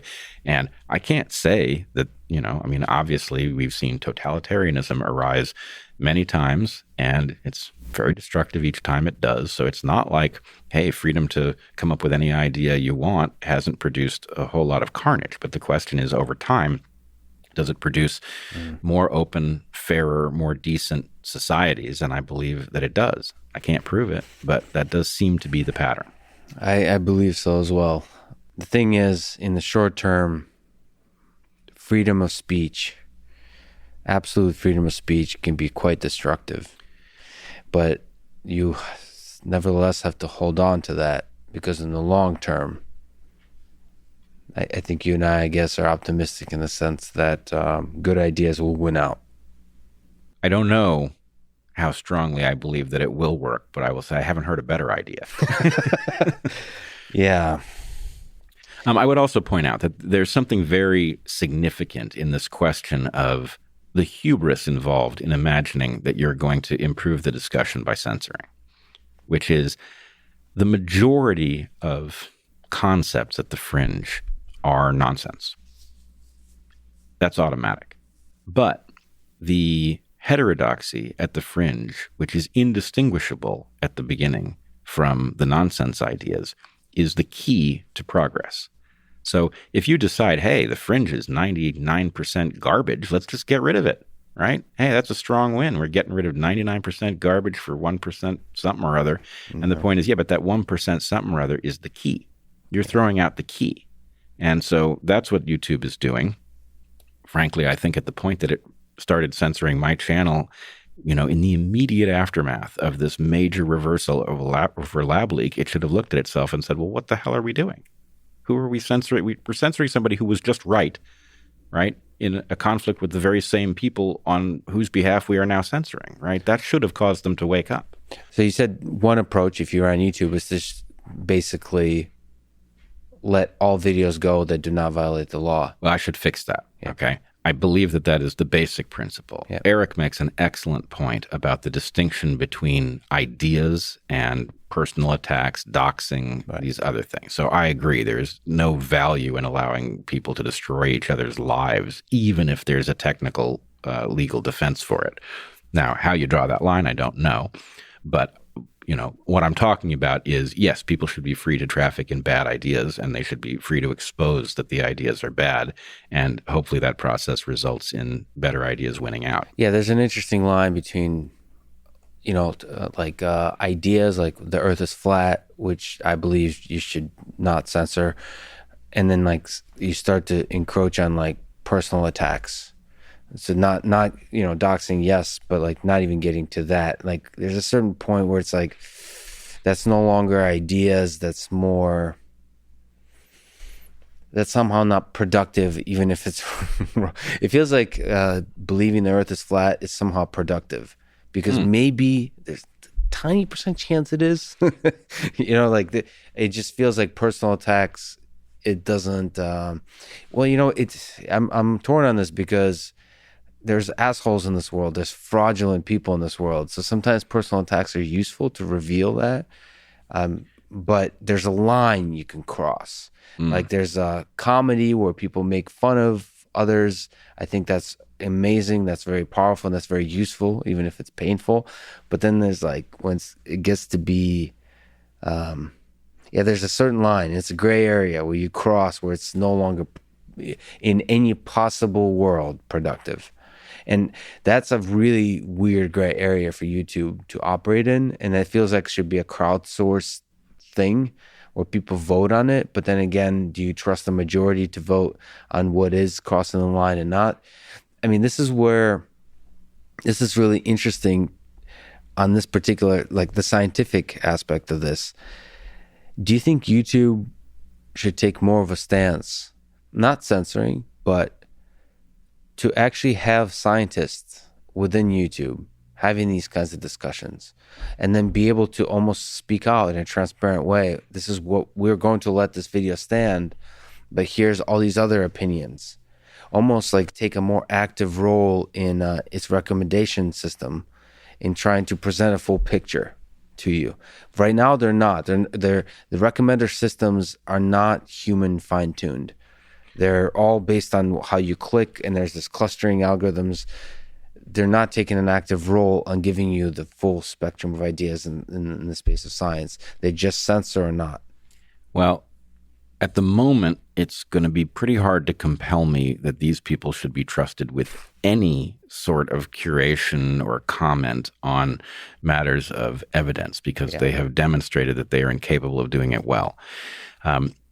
You could make such an argument, and I guess I'm open to the idea of institutions that would look something like YouTube, that would be capable of offering something valuable. I mean, and even just the fact of them literally curating things and putting some videos next to others, implies something. Yeah. So there's a question to be answered, but at the moment, no. At the moment, what it is doing is quite literally putting not only individual humans in tremendous jeopardy by censoring discussion of useful tools and making tools that are more hazardous than has been acknowledged seem safe, right? But it is also placing humanity in danger of a permanent relationship with this pathogen. I cannot emphasize enough how expensive that is. It's effectively incalculable. If the relationship becomes permanent, the number of people who will ultimately suffer and die from it is indefinitely large. Yeah, there's currently the algorithm is very rabbit hole driven, meaning if you click on the flat Earth videos, that's all you're going to be presented with, and you're not going to be nicely presented with arguments against the flat Earth. And the flip side of that,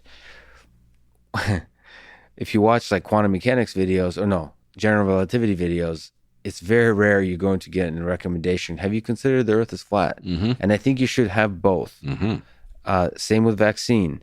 Videos that present the power and the incredible biology, genetics, virology about the vaccine, you're rarely going to get videos from well-respected scientific minds presenting possible dangers of the vaccine. And the vice versa is true as well, which is if you're looking at the dangers of the vaccine on YouTube, you're not going to get the highest quality of videos recommended to you. And I'm not talking about like manually inserted CDC videos that are like the most untrustworthy things you can possibly watch about how everybody should take the vaccine. It's the safest thing ever.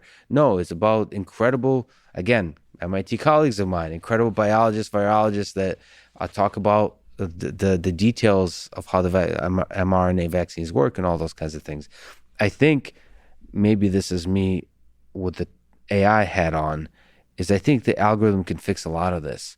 And YouTube should build better algorithms and trust that and coupled with complete freedom of speech to expand what people are able to think about, present always varied views, not balanced in some artificial way, hard-coded way, but balanced in a way that's crowdsourced. I think that's an algorithm problem that could be solved, because then you can delegate it to the algorithm as opposed to this hard code censorship of basically creating artificial boundaries on what can and can't be discussed. Instead, creating a full spectrum of exploration that can be done and trusting the intelligence of people to do the exploration. Well, there's a lot there. I would say we have to keep in mind that we're talking about a publicly held company with shareholders and obligations to them, and that may make it impossible. And I remember many years ago, back in the early days of Google, I remember a sense of terror at the loss of general search. Right? It used to be that Google, if you searched, came up with the same thing for everyone. And then it got personalized. And for a while, it was possible to turn off the personalization, which was still not great, because if everybody else is looking at a personalized search and you can tune into one that isn't personalized, that doesn't tell you why the world is sounding the way it is. Mm-hmm. But nonetheless, it was at least an option. And then that vanished. And the problem is, I think this is literally deranging us. Mm-hmm. That in effect, what you're describing is unthinkable.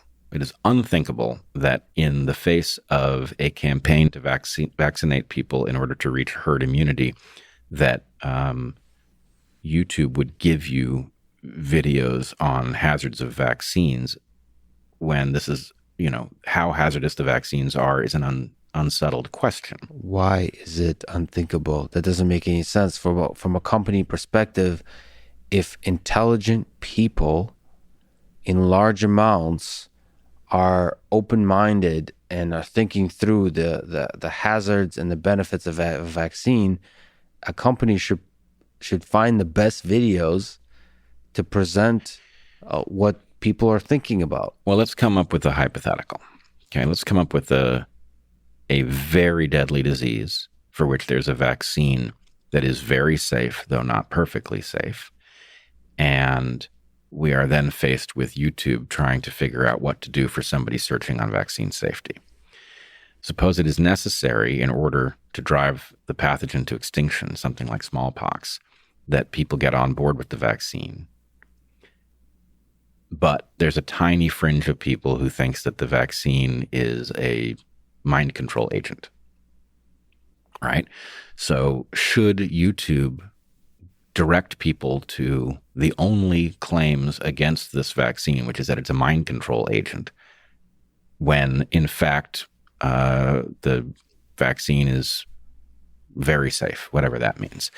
If that were the actual configuration of the puzzle, then YouTube would be doing active harm, pointing you to this other video potentially. Now, yes, I would love to live in a world where people are up to the challenge of sorting that out. But my basic point would be, if it's an evidentiary question and there is essentially no evidence that the vaccine is a mind control agent, and there's plenty of evidence that the vaccine is safe, then, well, you look for this video, we're going to give you this one, puts it on a par, right? So for the mind that's tracking how much thought is there behind it's safe versus how much thought is there behind it's a mind control agent, will result in artificially elevating this. Now, in the current case, what we've seen is not this at all. We have seen evidence obscured in order to create a false story about safety. And we saw the inverse with ivermectin. We saw a campaign to portray the drug as more dangerous and less effective than the evidence clearly suggested it was. So we're not talking about a comparable thing. But I guess my point is the algorithmic solution that you point to creates a problem of its own, which is that it means that the way to get exposure is to generate something fringy. If you're the only thing on some fringe, then suddenly YouTube would be recommending those things, and that's obviously a gameable system at best. Yeah, but the solution to that, I know you're creating a thought experiment, maybe playing a little bit of a devil's advocate. I think the solution to that is not to limit the algorithm in the case of the super deadly virus. It's for the scientists to step up and become better communicators, more charismatic, is fight the battle of ideas. So to create better videos, like if the virus is truly deadly, you have a lot more ammunition, a lot more data, a lot more material to work with in terms of communicating with the public. So be better at communicating and stop being, you have to start trusting the intelligence of people and also being transparent and playing the game of the internet, which is like, what is the internet hungry for? I believe authenticity. Stop looking like you're full of shit. It's the scientific community. If there's any flaw that I currently see, especially the people that are in public office, that like Anthony Fauci, they look like they're full of shit. And I know they're brilliant. Why don't they look more authentic? So they're losing that game. And I think a lot of people observing this entire system now, younger scientists, are seeing this and saying, okay, if I want to continue being a scientist in the public eye and I want to be effective at my job, I'm going to have to be a lot more authentic. So they're learning the lesson. This evolutionary system is working. There's just a younger generation of minds coming up that I think will do a much better job in this battle of ideas, that when the much more dangerous virus comes along, they'll be able to be better communicators. At least that's the hope.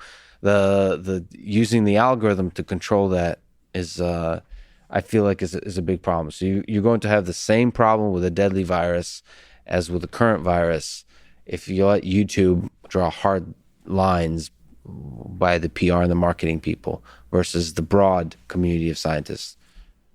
Well, in some sense, you're suggesting something that's close kin to what I was saying about, freedom of expression ultimately provides an advantage to better ideas. So I'm in agreement, broadly speaking. But I would also say there's probably some sort of, let's imagine the world that you propose where YouTube shows you the alternative point of view. That has the problem that I suggest. But one thing you could do is you could give us the tools to understand what we're looking at, right? You could give us, so first of all, there's something, I think, myopic, solipsistic, narcissistic about an algorithm that serves shareholders by showing you what you want to see rather than what you need to know, right? Yeah. That's the distinction, is flattering you.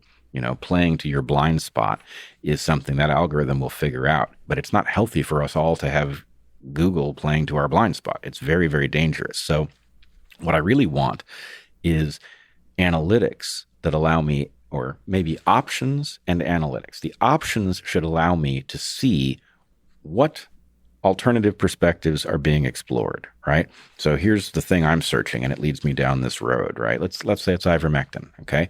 I find all of this evidence that ivermectin works. I find all of these discussions and people talk about various protocols and this and that. And then I could say, all right, what is the other side? And I could see who is searching, not as individuals, but what demographics are searching alternatives. And maybe you could even combine it with something Reddit-like, where effectively, let's say that there was a position that, I don't know, that a vaccine is a mind control device, and you could have a steelman this argument competition effectively, and the better answers that steelman it as well as possible would rise to the top. And so you could read the top 3 or 4 explanations about why this really credibly is a mind control product, and you could say, well, that doesn't really add up. I can check these 3 things myself, and they can't possibly be right? And you could dismiss it. And then as an argument that was credible, let's say, plate tectonics before that was an accepted concept, you'd say, wait a minute. There is evidence for plate tectonics. As crazy as it sounds that the continents are floating around on liquid, actually, that's not so implausible. You know, we've got these subduction zones. We've got geology that is compatible. We've got puzzle piece continents that seem to fit together. Wow, that's a surprising amount of evidence for that position. So I'm going to file some Bayesian probability with it that's updated for the fact that actually the Steelman argument's better than I was expecting, right? So I could imagine something like that where, I would love the search to be indifferent to who's searching, right? The solipsistic thing is too dangerous. So the search could be general, so we would all get a sense for what everybody else was seeing too. And then some layer that didn't have anything to do with what YouTube points you to or not, but allowed you to see, you know, the general pattern of adherence to searching for information, and again, a layer in which those things could be defended so you could hear what a good argument sounded like rather than just hear a caricatured argument. Yeah, and also reward people, creators that have demonstrated like a track record of open-mindedness and correctness as much as it could be measured over a long term, and sort of, I mean, a lot of this maps to incentivizing good long-term behavior, not immediate kind of dopamine rush signals. I think ultimately the algorithm on the individual level should optimize for personal growth, long-term happiness, just growth intellectually, growth in terms of lifestyle, personally, and so on, as opposed to immediate. I think that's going to build a better society. Not even just like truth, because I think truth is a complicated thing.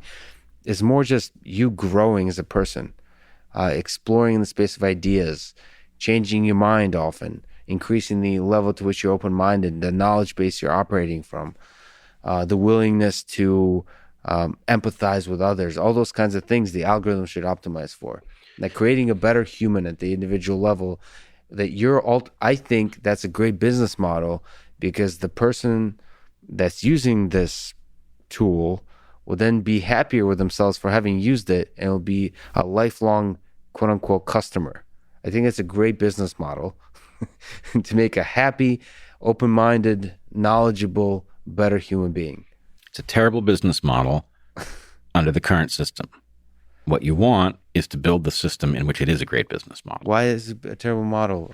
Because it will be decimated by those who play to the short term. I don't think so. Why? Well, I think we're living it. We're living it. Well, no, because if you have the alternative that presents itself, it points out the emperor has no clothes. I mean, it right. points out that YouTube is operating in this way, Twitter is operating in this way, so Facebook is operating in this way. How long term would you like the wisdom to prove out? Well, even a week is better than what's currently happening. Right, but the problem is, if a week loses out to an hour, right? And I don't think it loses out. It loses out in the short term. That's my point. But if you're a great communicator and you basically say, look, here's the metrics. And a lot of it is like how people actually feel. Like this is what people experience with social media. They look back at the previous month and say, I felt shitty on a lot of days because of social media. Right. Like if you look back at the previous few weeks and say, wow, I'm a better person because of that month happened.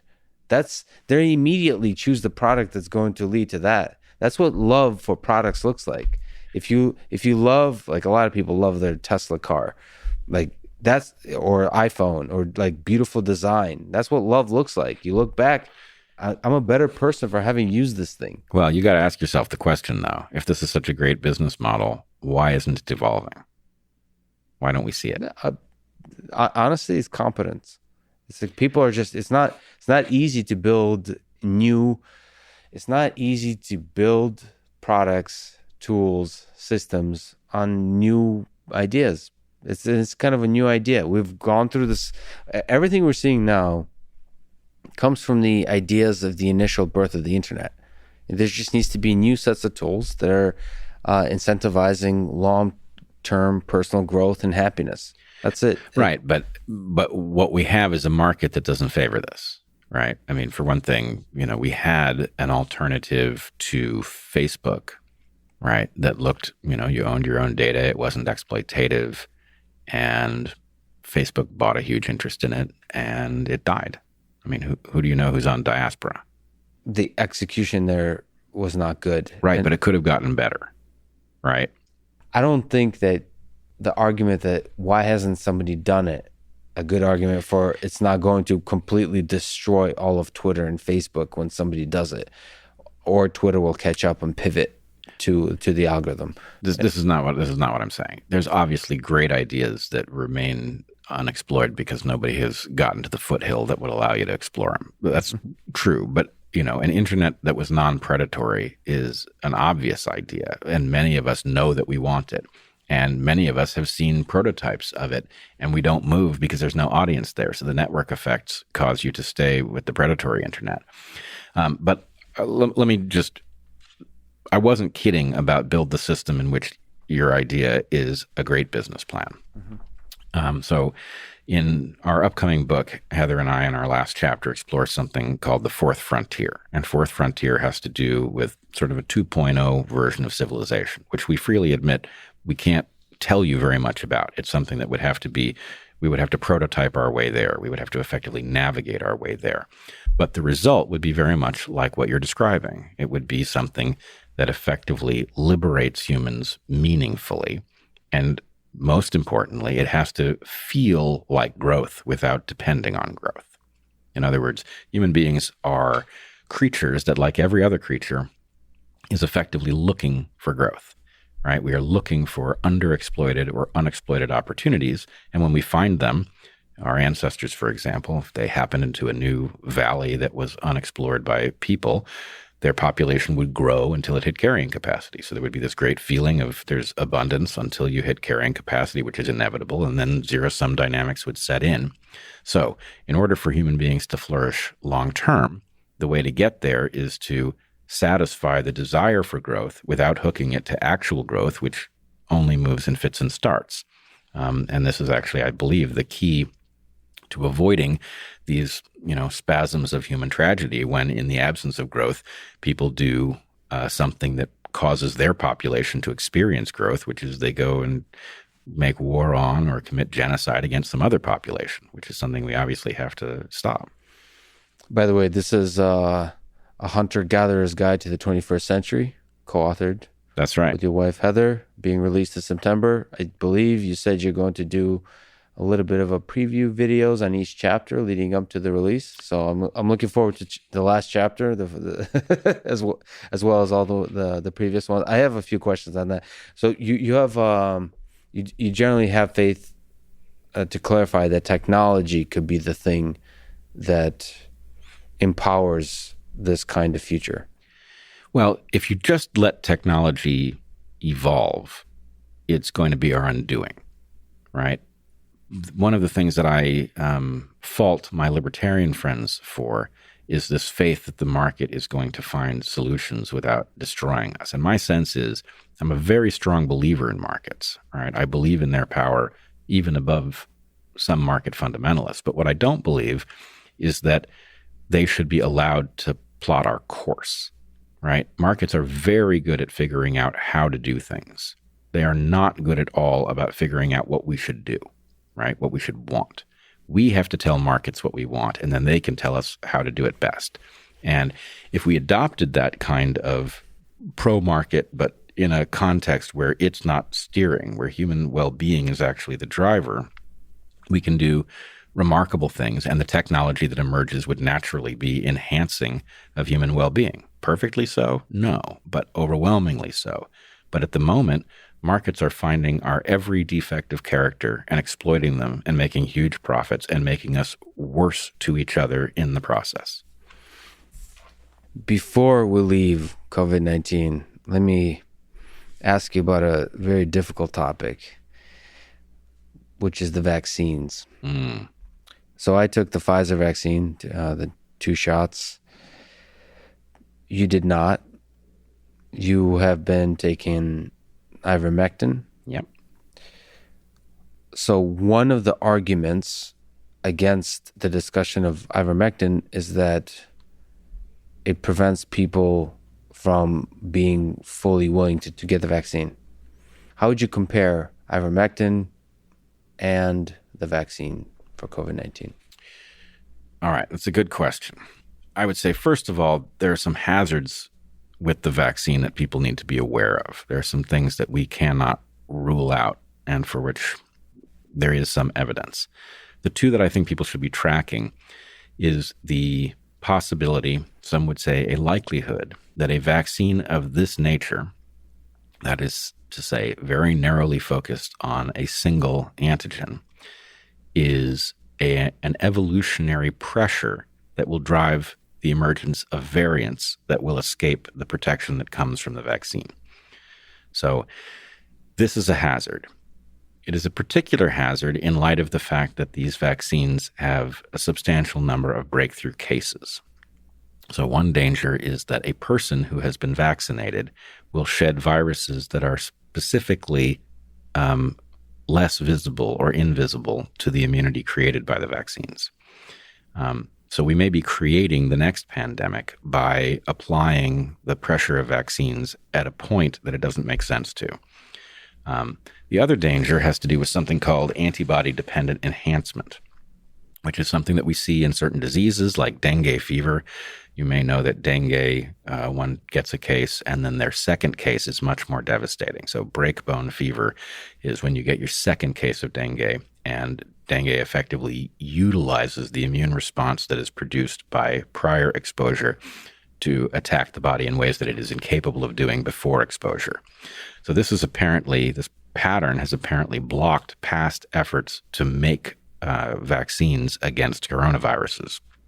Whether it will happen here or not, it is still too early to say. But before we even get to the question of harm done to individuals by these vaccines, we have to ask about what the overall impact is going to be. And it's not clear in the way people think it is that if we vaccinate enough people, the pandemic will end.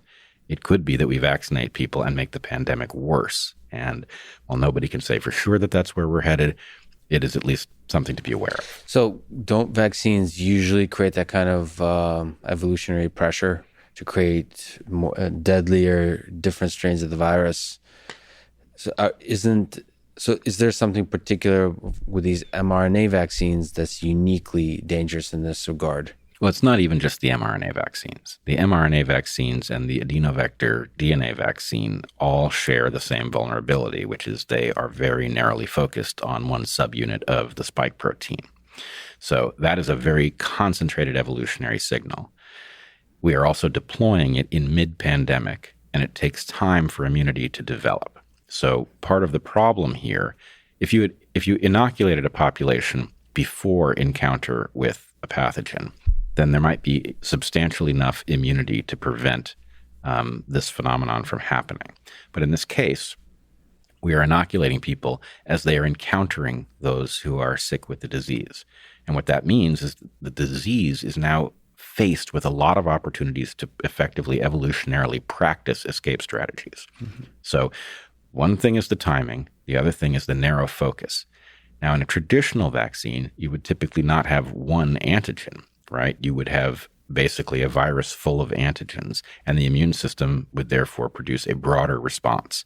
So that is the case for people who have had COVID, right? They have an immunity that is broader because it wasn't so focused on one part of the spike protein. So anyway, there is something unique here. So these platforms create that special hazard. They also have components that we haven't used before in people. So for example, the lipid nanoparticles that coat the RNAs are distributing themselves around the body in a way that will have unknown consequences. So anyway, there's reason for concern. Is it possible for you to steel man the argument that everybody should get vaccinated? Of course. The argument that everybody should get vaccinated is that nothing is perfectly safe. Phase 3 trials showed good safety for the vaccines. Now, that may or may not be actually true, but what we saw suggested high degree of efficacy and a high degree of safety for the vaccines, that inoculating people quickly and therefore dropping the landscape of available victims for the pathogen to a very low number so that herd immunity drives it to extinction requires us all to take our share of the risk, and that that because driving it to extinction should be our highest priority, that really people shouldn't think too much about the various nuances, because overwhelmingly fewer people will die if the population is vaccinated from the vaccine than will die from COVID if they're not vaccinated. And with the vaccine, as it currently is being deployed, that is quite a likely scenario that everything, the virus will fade away. In the following sense, that the probability that a more dangerous strain will be created is non-zero, but it's not 50%. It's something smaller. And so the most likely, well, I don't know, maybe you disagree with that, but the scenario we're most likely to see now that the vaccine is here is that the effects of the virus will fade away. First of all, I don't believe that the probability of creating a worse pandemic is low enough to discount. I think the probability is fairly high, and frankly, we are seeing a wave of variants that we will have to do a careful analysis to figure out what exactly that has to do with campaigns of vaccination, where they have been, where they haven't been, where the variants emerged from. But I believe that what we are seeing is a disturbing pattern that reflects that those who were advising caution may well have been right. The data here, by the way, and a small tangent, is terrible. Terrible. Right. And why is it terrible is another question, right? This is where I start getting angry. Yes. It's like, there's an obvious opportunity for exceptionally good data, for exceptionally rigorous, like even the website for self-reporting negative effects. Adverse events, for the vaccine. Like, there's many things I could say from both the study perspective, but mostly, let me just put on my hat of like HTML and like web design. Like, it's like the worst website. It makes it so unpleasant to report. It makes it so unclear what you're reporting. If somebody actually has serious effects, like if you have very mild effects, what are the incentives for you to even use that crappy website with many pages and forms that don't make any sense? If you have adverse effects, what are the incentives for you to use that website? What is the trust that you have that this information will be used well? All those kinds of things. And the data about who's getting vaccinated, anonymized data about who's getting vaccinated, where, when, with what vaccine, coupled with the adverse effects, all of that we should be collecting. Instead, we're completely not. And we're doing it in a crappy way and using that crappy data to make conclusions that you then twist. You're basically collecting in a way that can arrive at whatever conclusions you want. And the data is being collected by the institutions, by governments. And so therefore, it's obviously they're going to try to construct any kind of narratives they want based on this crappy data. It reminds me of much of psychology, the field that I love, but is flawed in many fundamental ways.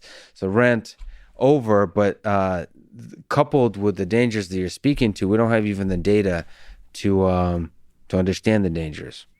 Yeah, I'm going to pick up on your rant and say estimates of the degree of underreporting in VAERS are that it is 10% of the real to 100%, and that's the or 1%. System for reporting. Yeah, the VAERS system is the system for reporting adverse events. So, in the U.S., we have above 5,000 unexpected deaths that seem in time to be associated with vaccination.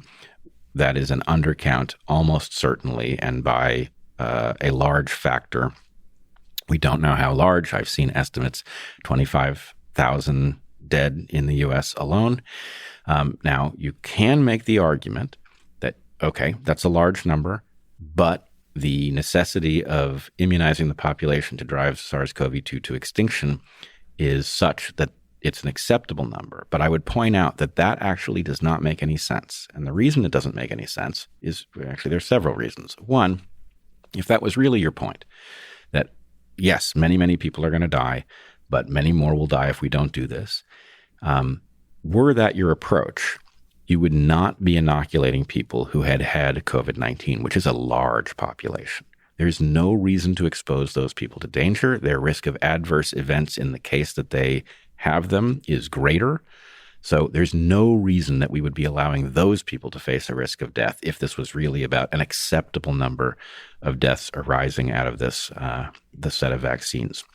I would also point out there's something incredibly bizarre, and I struggle to find language that is strong enough for the horror of vaccinating children in this case, because children suffer a greater risk of long-term effects because they are going to live longer and because this is earlier in their development. Therefore, it impacts systems that are still forming. They tolerate COVID well, and so the benefit to them is very small. And so the only argument for doing this is that they may cryptically be carrying more COVID than we think, and therefore they may be integral to the way the virus spreads through the population. But if that's the reason that we are inoculating children, and there has been some revision in the last day or two about the recommendation on this because of the adverse events that have shown up in children, but to the extent that we were vaccinating children, we were doing it to protect old, infirm people who are the most likely to succumb to COVID-19. What society puts children in danger, robs children of life to save old, infirm people? That's upside down.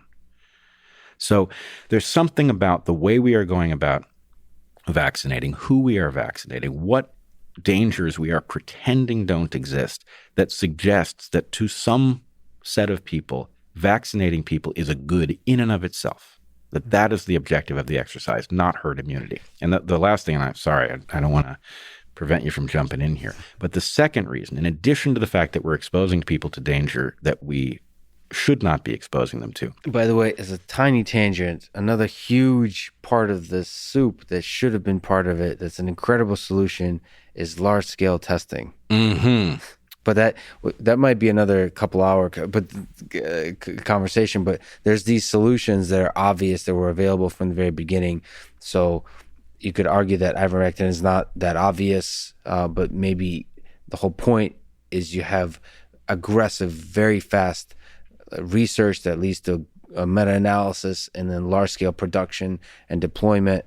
Okay, at least that possibility should be seriously considered, coupled with a serious consideration of large-scale deployment of testing, at-home testing, that could have accelerated the speed at which we reach that herd immunity.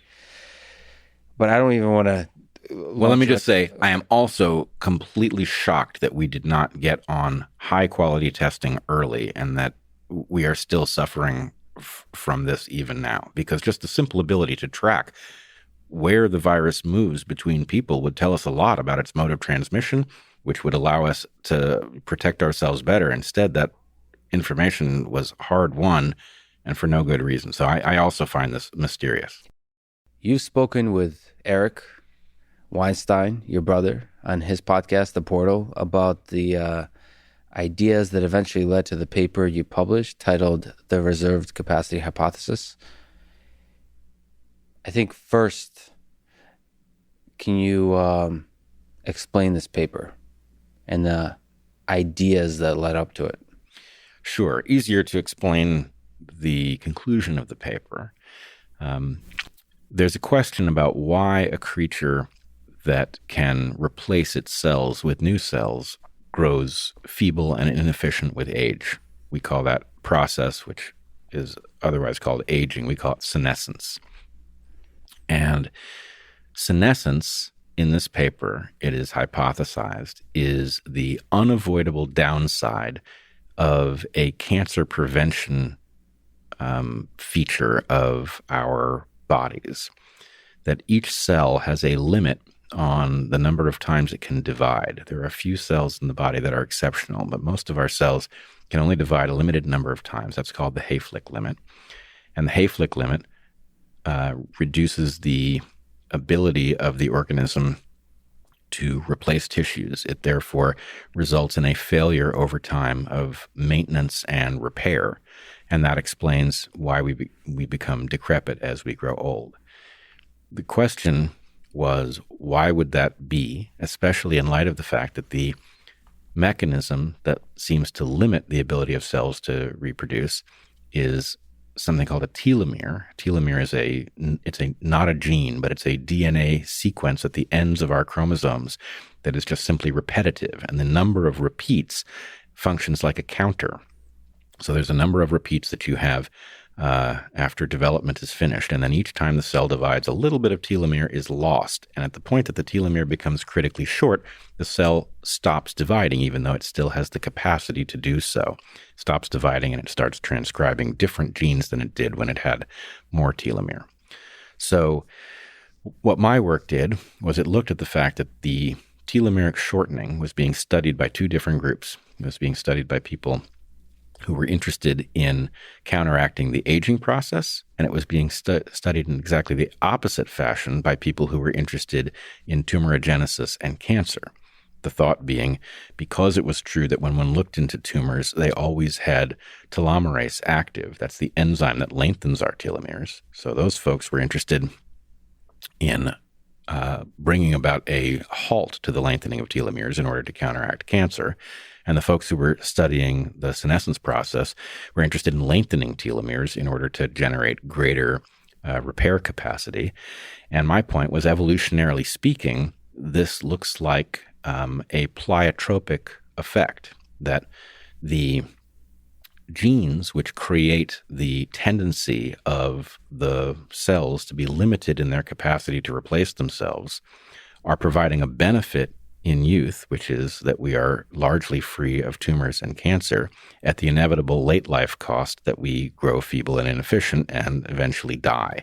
And that matches a very old hypothesis in evolutionary theory by somebody I was fortunate enough to know, George Williams, one of the great 20th century evolutionists, who argued that senescence would have to be caused by pleiotropic genes that cause early life benefits at unavoidable late life costs. And although this isn't the exact nature of the system he predicted, it matches what he was expecting in many regards to a shocking degree. That said, the focus of the paper is about let me just read the abstract. We observed that captive rodent breeding protocols designed, this is the end of the abstract. We observed that captive rodent breeding protocols designed to increase reproductive output simultaneously exert strong selection against reproductive senescence and virtually eliminate selection that would otherwise favor tumor suppression. This appears to have greatly elongated the telomeres of laboratory mice. With their telomeric failsafe effectively disabled, these animals are unreliable models of normal senescence and tumor formation. So basically, using these mice is not going to lead to the right kinds of conclusions. Safety tests employing these animals likely overestimate cancer risks and underestimate tissue damage and consequent accelerated senescence. So I think, especially with your discussion with Eric, the conclusion of this paper has to do with the fact that we shouldn't be using these mice to test the safety or to make conclusions about cancer or senescence. Is that the basic takeaway? It's basically saying that the length of these telomeres is an important variable to consider. Well, let's put it this way. I think there was a reason that the world of scientists who was working on telomeres did not spot the pleiotropic relationship that was the key argument in my paper. The reason they didn't spot it was that there was a result that everybody knew, which seemed inconsistent.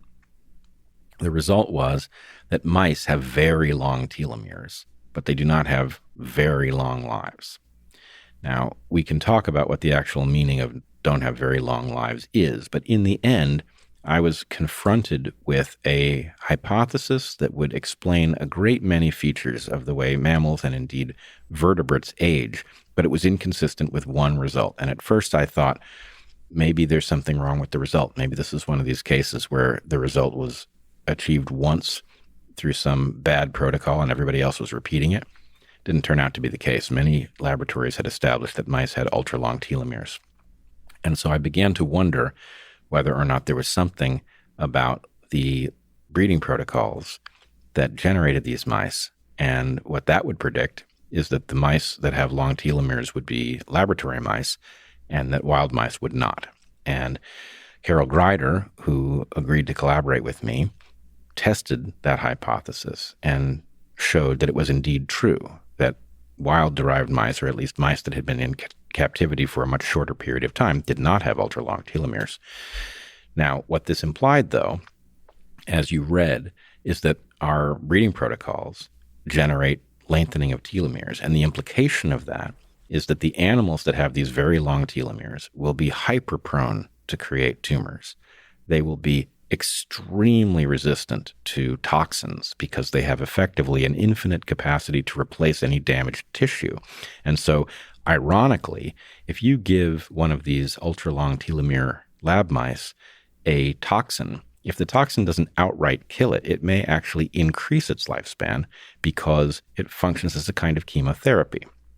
So the reason that chemotherapy works is that dividing cells are more vulnerable than cells that are not dividing. And so if this mouse has effectively had its cancer protection turned off and it has cells dividing too rapidly and you give it a toxin, you will slow down its tumors faster than you harm its other tissues. And so you'll get a paradoxical result that actually some drug that's toxic seems to benefit the mouse. Now, I don't think that that was understood before I published my paper. Now I'm pretty sure it has to be.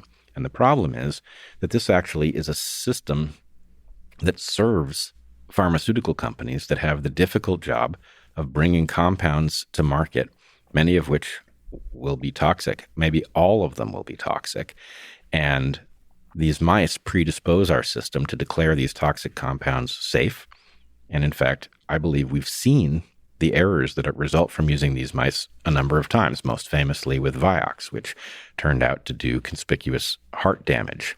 Why do you think this paper on this idea has not gotten significant traction? Well, my collaborator, Carol Greider, said something to me that rings in my ears to this day. She initially, after she showed that laboratory mice have anomalously long telomeres and that wild mice don't have long telomeres, I asked her where she was going to publish that result so that I could cite it in my paper. And she said that she was going to keep the result in-house rather than publish it. And at the time, I was a young graduate student. I didn't really understand what she was saying.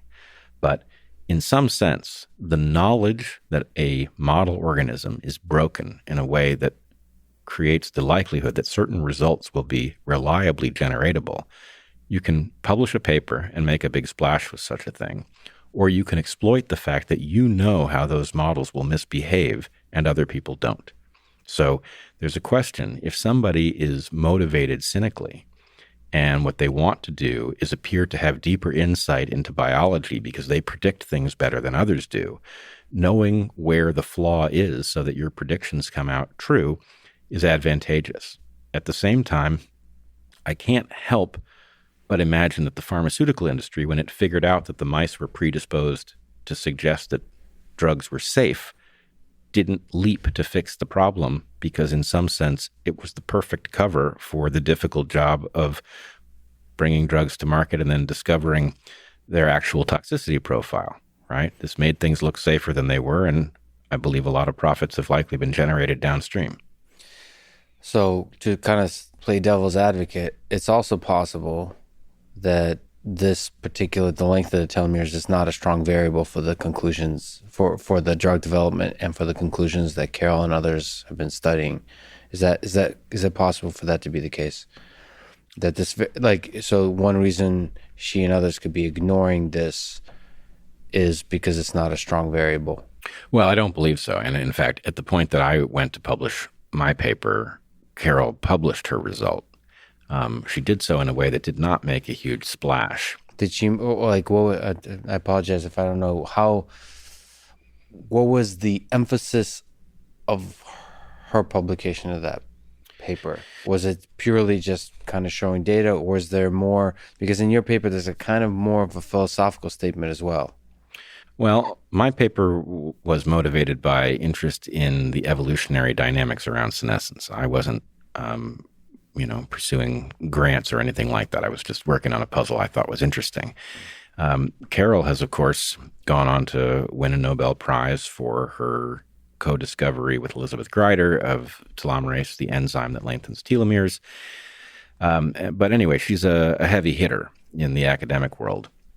I don't know exactly what her purpose was. I do know that she told me she wasn't planning to publish, and I do know that I discovered that she was in the process of publishing very late. And when I asked her to send me the paper to see whether or not she had put evidence in it that the hypothesis had come from me, she grudgingly sent it to me, and my name was nowhere mentioned, and she broke contact at that point.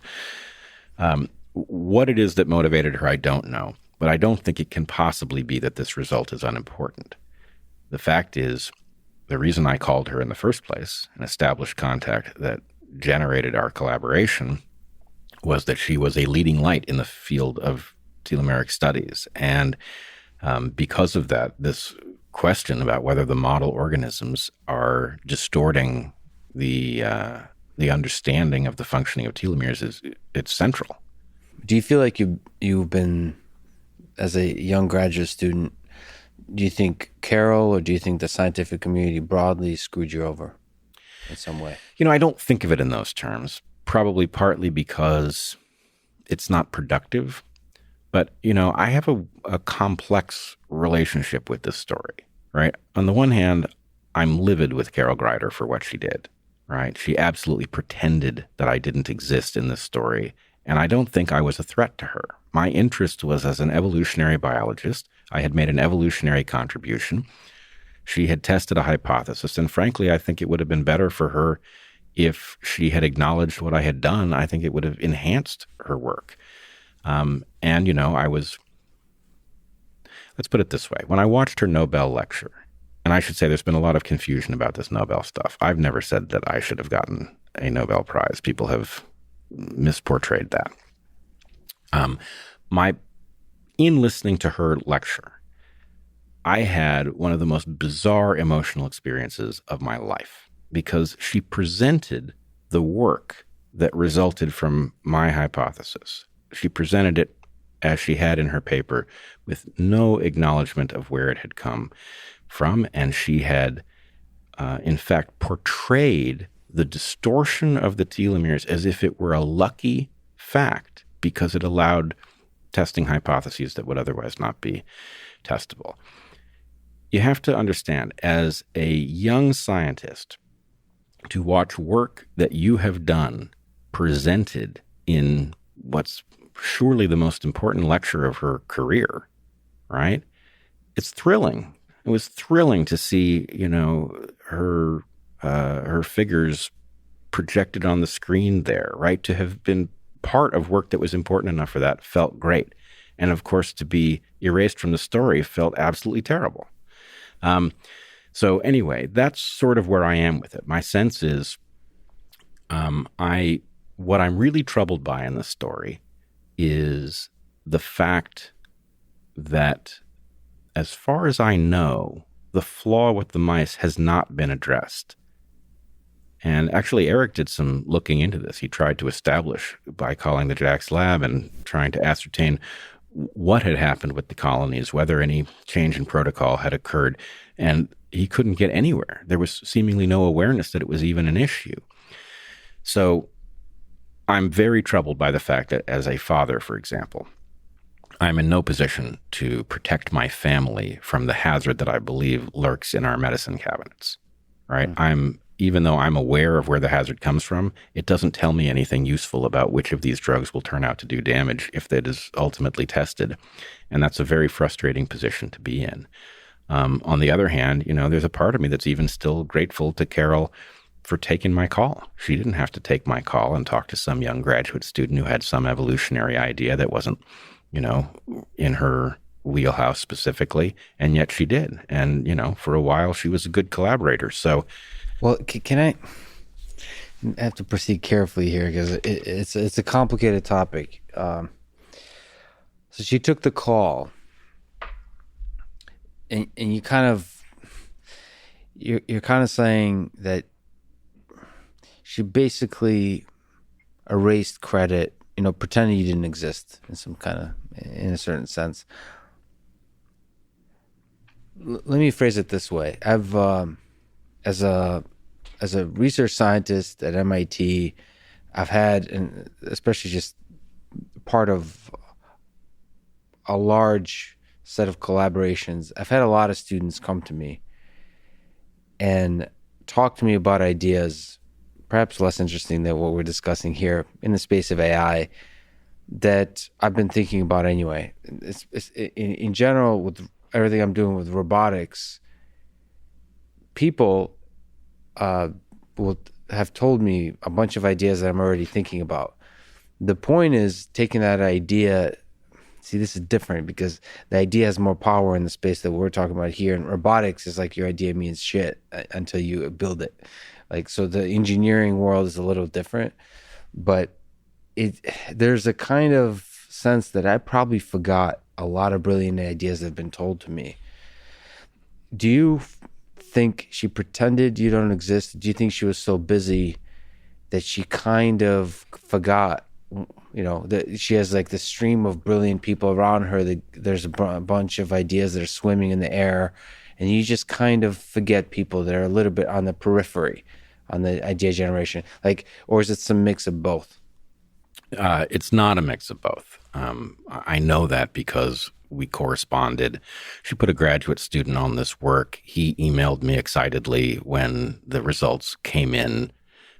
So there was no ambiguity about what had happened. What's more, when I went to publish my work, I actually sent it to Carol in order to get her feedback because I wanted to be a good collaborator to her. And she absolutely panned it, made many critiques that were not valid. But it was clear at that point that she became an antagonist. And none of this adds up. She couldn't possibly have forgotten the conversation. I believe I even sent her tissues at some point, in part, not related to this project, but as a favor. She was doing another project that involved telomeres, and she needed samples that I could get a hold of because of the Museum of Zoology that I was in. So this was not a one-off conversation. I certainly know that those sorts of things can happen, but that's not what happened here. This was a relationship that existed and then was suddenly cut short at the point that she published her paper by surprise without saying where the hypothesis had come from, and began to be a opposing force to my work. There's a bunch of trajectories you could have taken through life. Do you think about the trajectory of being a researcher, of then going to war in the space of ideas, of publishing further papers along this line?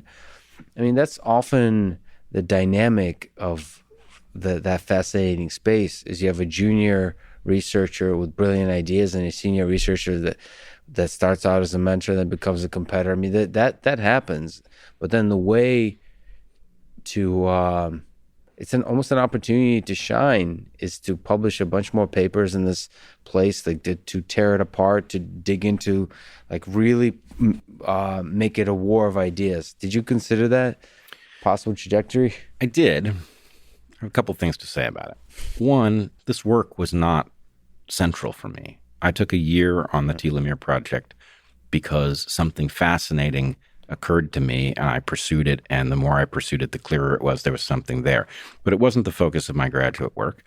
And I didn't want to become a telomere researcher. What I want to do is to be an evolutionary biologist who upgrades the toolkit of evolutionary concepts so that we can see more clearly how organisms function and why.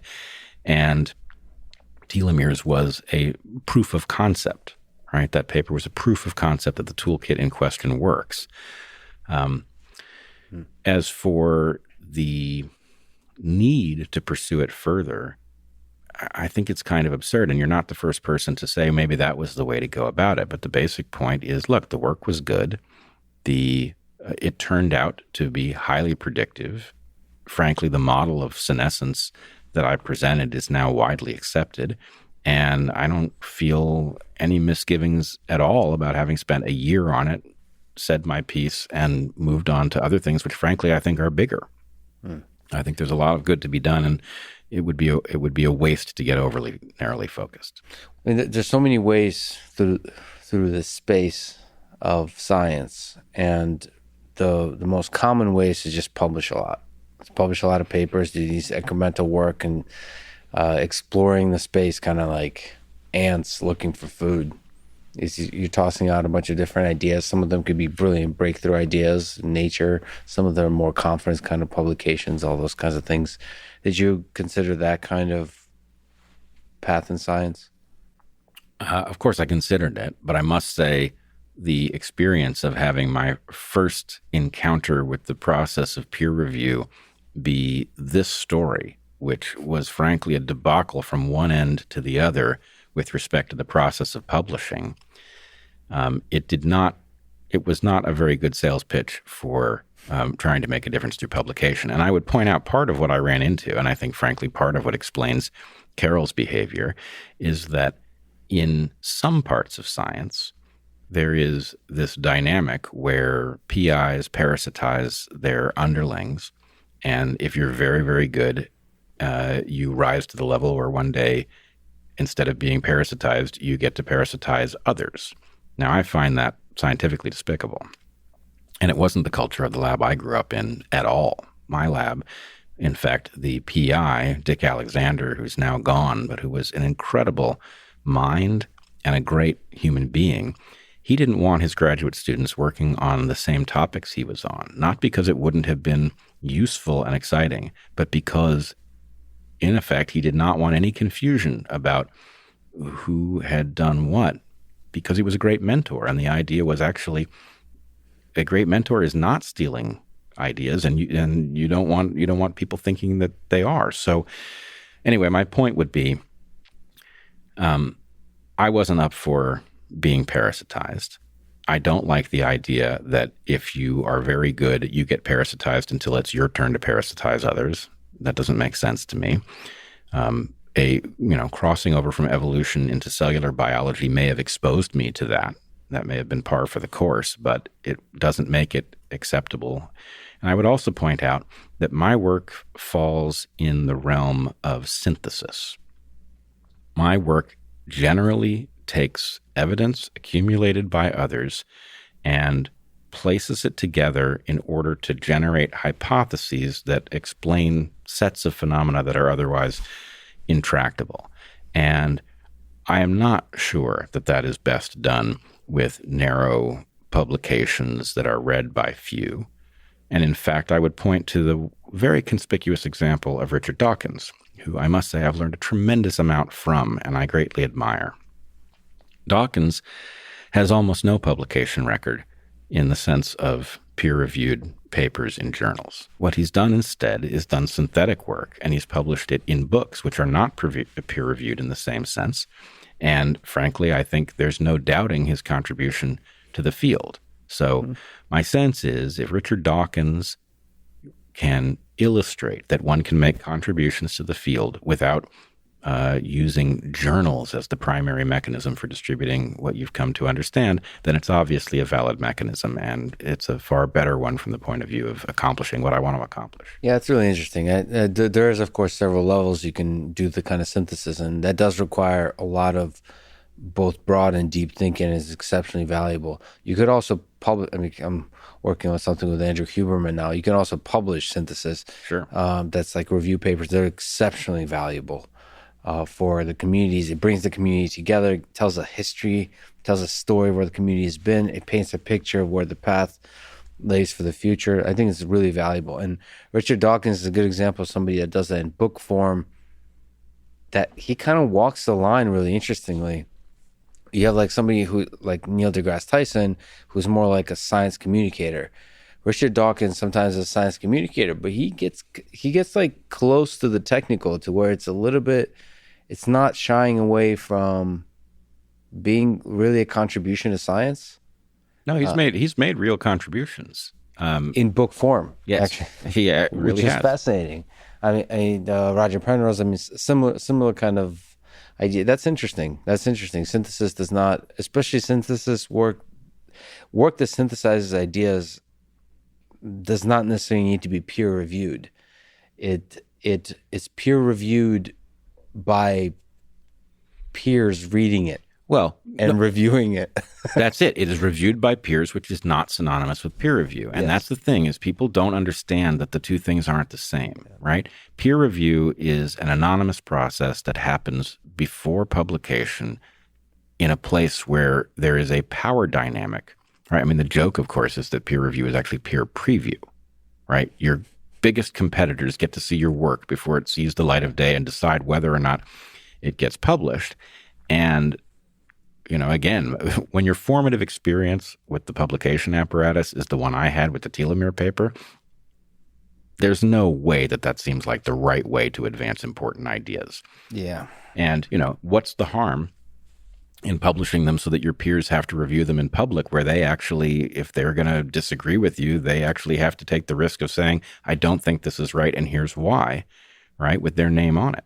I'd much rather that. It's not that I don't want my work reviewed by peers, but I want it done in the open, you know, for the same reason you don't meet with dangerous people in private. You meet at the cafe. I want the work reviewed out in public. Can I ask you a difficult question? Sure. There is popularity in martyrdom. There's popularity in pointing out that the emperor has no clothes. That can become a drug in itself.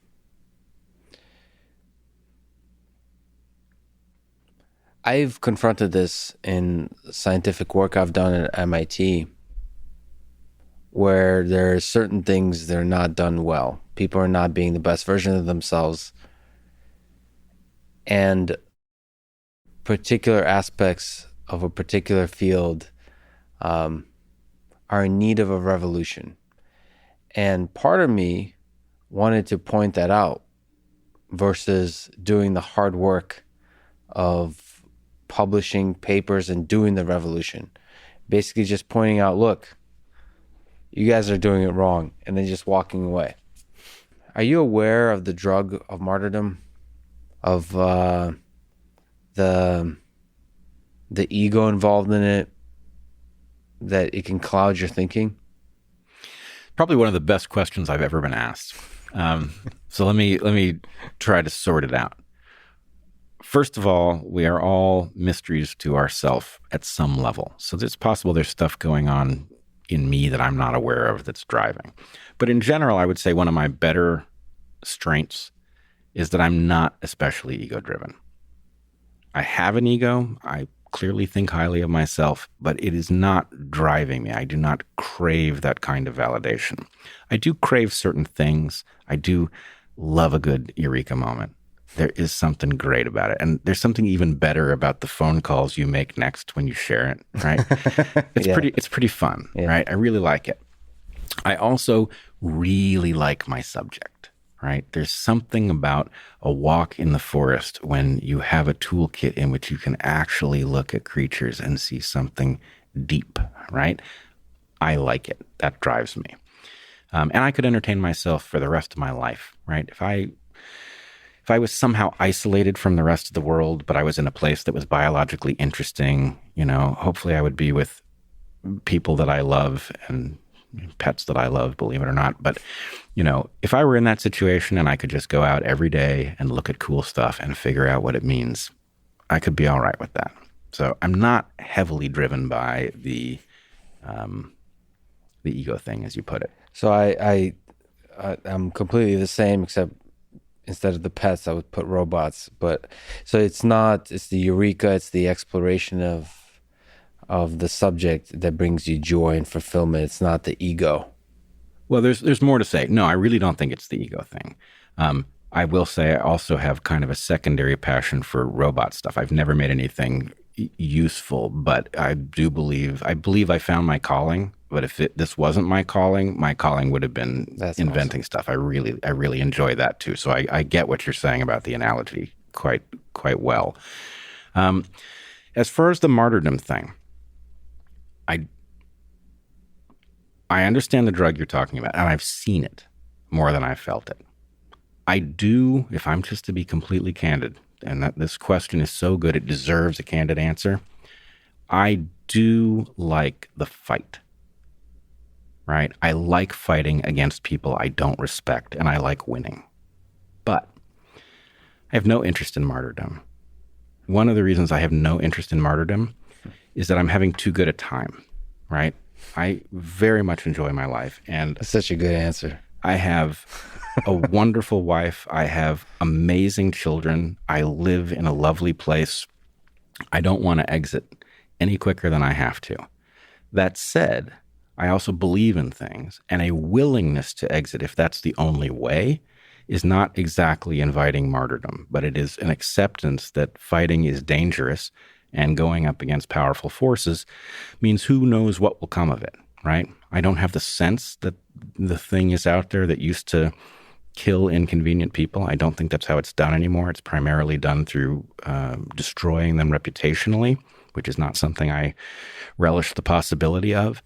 But there's a difference between a willingness to face the hazard rather than a desire to face it because of the thrill, right? For me, the thrill is in fighting when I'm in the right. I feel that is a worthwhile way to take what I see as the kind of brutality that is built into men and to channel it to something useful, right? If it is not channeled into something useful, it will be channeled into something else. So it damn well better be channeled into something useful. But it's not motivated by fame and popularity, those kinds of things. It's there. You know, you're just making me realize that enjoying the fight,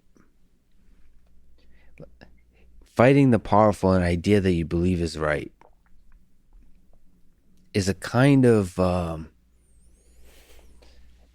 optimism for the human spirit. It's like, we can win this. It's almost like you're turning into action, into personal action, this hope for humanity by saying, like, we can win this. And that makes you feel good about, like, the rest of humanity. That if there's people like me, then we're going to be okay. Even if you're like, your ideas might be wrong or not, but if you believe they're right and you're fighting the powerful against all odds, then we're going to be okay. That to me, if I were to project, I mean, because I enjoy the fight as well, I think that's that's what brings me joy, is it's almost like it's optimism in action. Well, it's a little different for me. And again, I think, I recognize you. You're familiar. Your construction is familiar, even if it isn't mine, right? For me, I actually expect us not to be okay. And I'm not okay with that. But what's really important, if I feel like what I've said is, I don't know of any reason that it's too late. As far as I know, we could still save humanity and we could get to the fourth frontier or something akin to it. But I expect us not to. I expect us to fuck it up, right? I don't like that thought, but I've looked into the abyss and I've done my calculations, and the number of ways we could not succeed are many, and the number of ways that we could manage to get out of this very dangerous phase of history is small. But the thing I don't have to worry about is that I didn't do enough, right? That I was a coward, that I, prioritized other things. At the end of the day, I think I will be able to say to myself, and in fact, the thing that allows me to sleep is that when I saw clearly what needed to be done, I tried to do it to the extent that it was in my power. And, if we fail, as I expect us to, I can't say, well, geez, that's on me, And, frankly, I regard what I just said to you as something like a personality defect, right? I'm trying to free myself from the sense that this is my fault. On the other hand, my guess is that personality defect is probably good for humanity, right? It's a good one for me to have. The externalities of it are positive, so I don't feel too bad about it. Yeah, that's funny. So, yeah, our perspective on the world are different, but they rhyme, like you said. Because I've also looked into the abyss, and it kind of smiled nervously back. So I have a more optimistic sense that we're going to win. More than likely, we're going to be okay. I'm right there with you, brother. I'm hoping you're right. I'm expecting me to be right. But back to Eric, is you had a wonderful conversation. In that conversation, he played the big brother role, and he was very happy about it. He was self-congratulatory about it. I mean, can you talk to the ways in which Eric made you a better man throughout your life? Yeah, hell yeah. I mean, for one thing, Eric and I are interestingly similar in some ways and radically different in some other ways. And it's often a matter of fascination to people who know us both, because almost always people meet one of us first and they sort of get used to that thing, and then they meet the other, and it throws the model into chaos.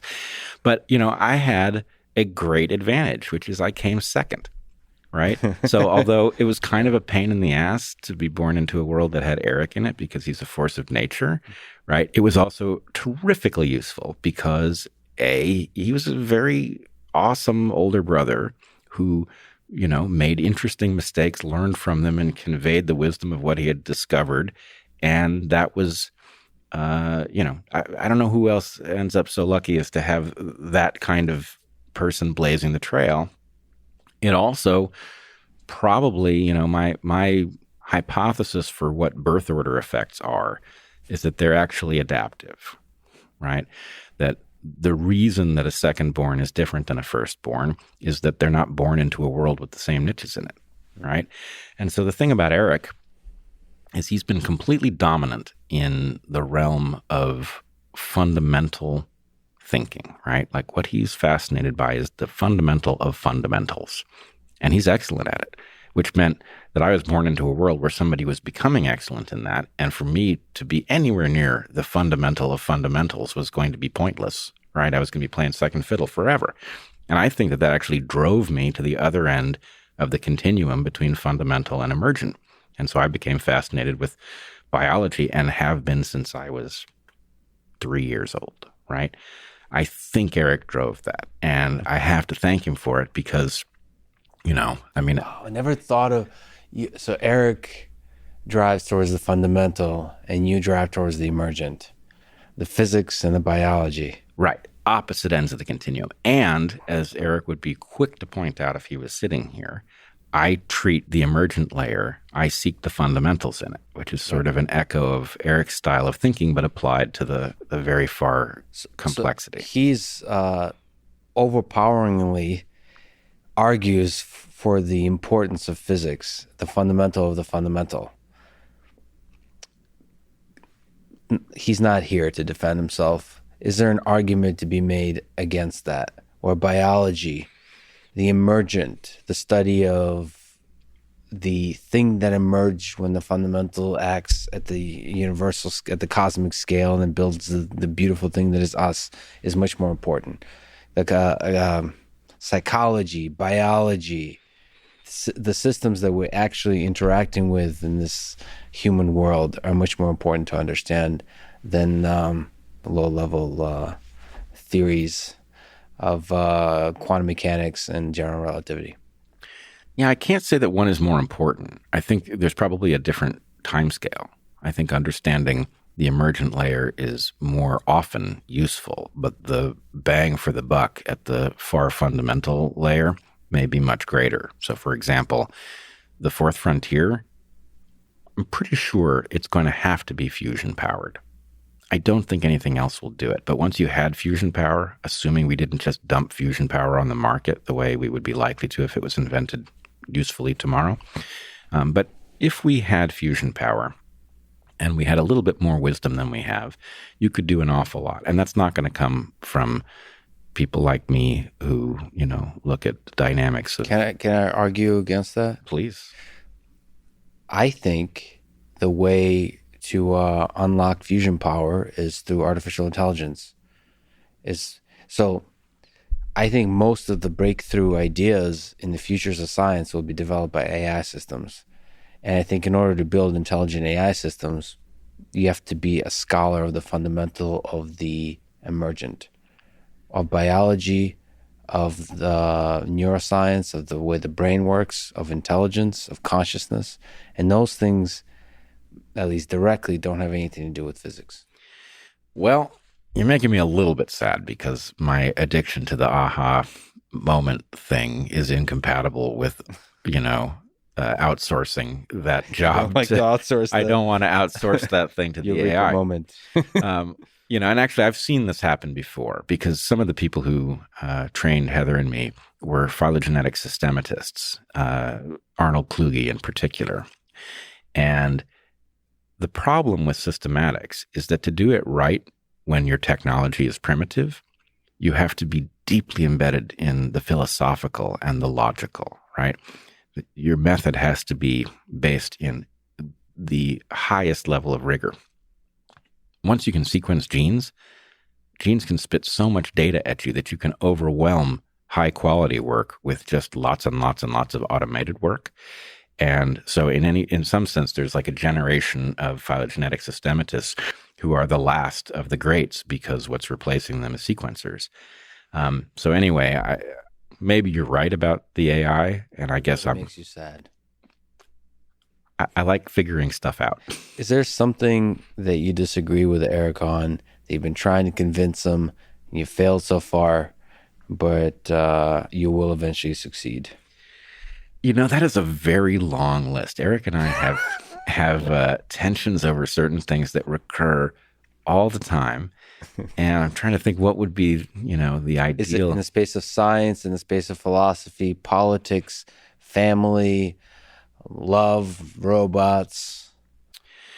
Well, all right. I'm just going to use your podcast to make a bit of cryptic war and just say there are many places in which I believe that I have butted heads with Eric over the course of decades, and I have seen him move in my direction substantially over time. You've been winning.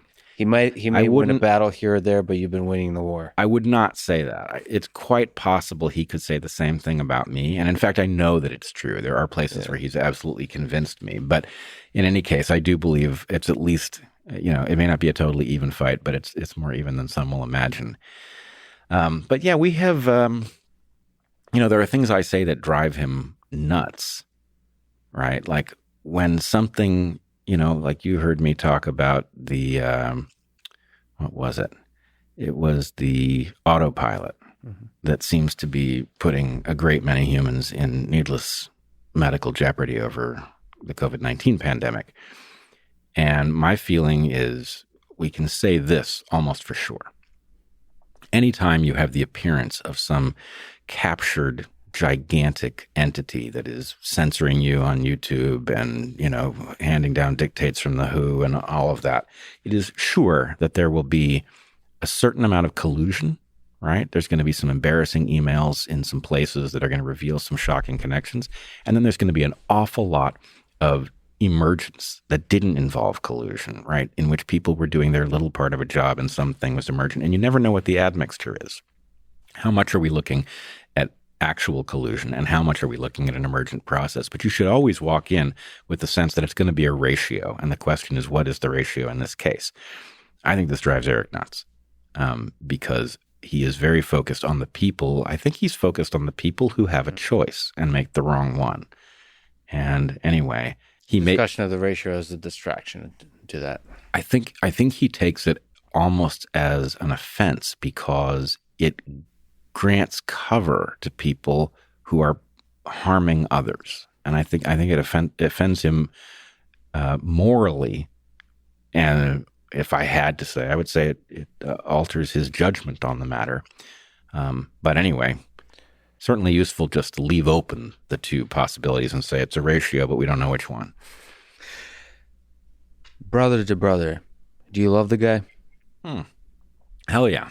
And, I'd love him if he was just my brother, but he's also awesome. So I love him, and I love him for who he is. So let me ask you about, back to your book, Hunter-Gatherer's Guide to the 21st Century. I can't wait, both for the book and the videos you do on the book. That's really exciting that there's like a structured, organized way to present this. A kind of, from an evolutionary biology perspective, a guide for the future, using our past at its the fundamental, the emergent way to present a picture of the future. Let me ask you about something that I think about a little bit in this modern world, which is monogamy. So I personally value monogamy. One girl, ride or die. There you go. Right? No, that's exactly it. But that said, I don't know what's the right way to approach this, but from an evolutionary biology perspective, or from just looking at modern society, that seems to be an idea that's not, what's the right way to put it, flourishing? It is waning. It's waning. So I suppose based on your reaction, you're also a supporter of monogamy, or you value monogamy. Are you and I just delusional? What can you say about monogamy from the context of your book, from the context of evolutionary biology, from the context of being human? Yeah, I can say that I fully believe that we are actually enlightened, and that although monogamy is waning, that it is not waning because there is a superior system. It is waning for predictable other reasons. So let us just say there is a lot of pre-trans fallacy here, where people go through a phase where they recognize that actually we know a lot about the evolution of monogamy, and we can tell from the fact that humans are somewhat sexually dimorphic that there has been a lot of polygyny in human history. And in fact, most of human history was largely polygynous. But it is also the case that most of the people on Earth today belong to civilizations that are at least nominally monogamous and have practiced monogamy. And that's not anti-evolutionary. What that is part of what I mentioned before, where human beings can swap out their software program.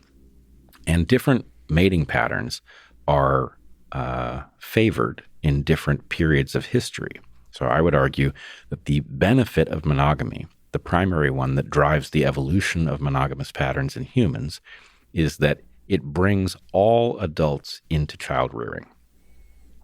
Now, the reason that matters is because human babies are very labor intensive. In order to raise them properly, having two parents is a huge asset, and having more than two parents, having an extended family, also very important.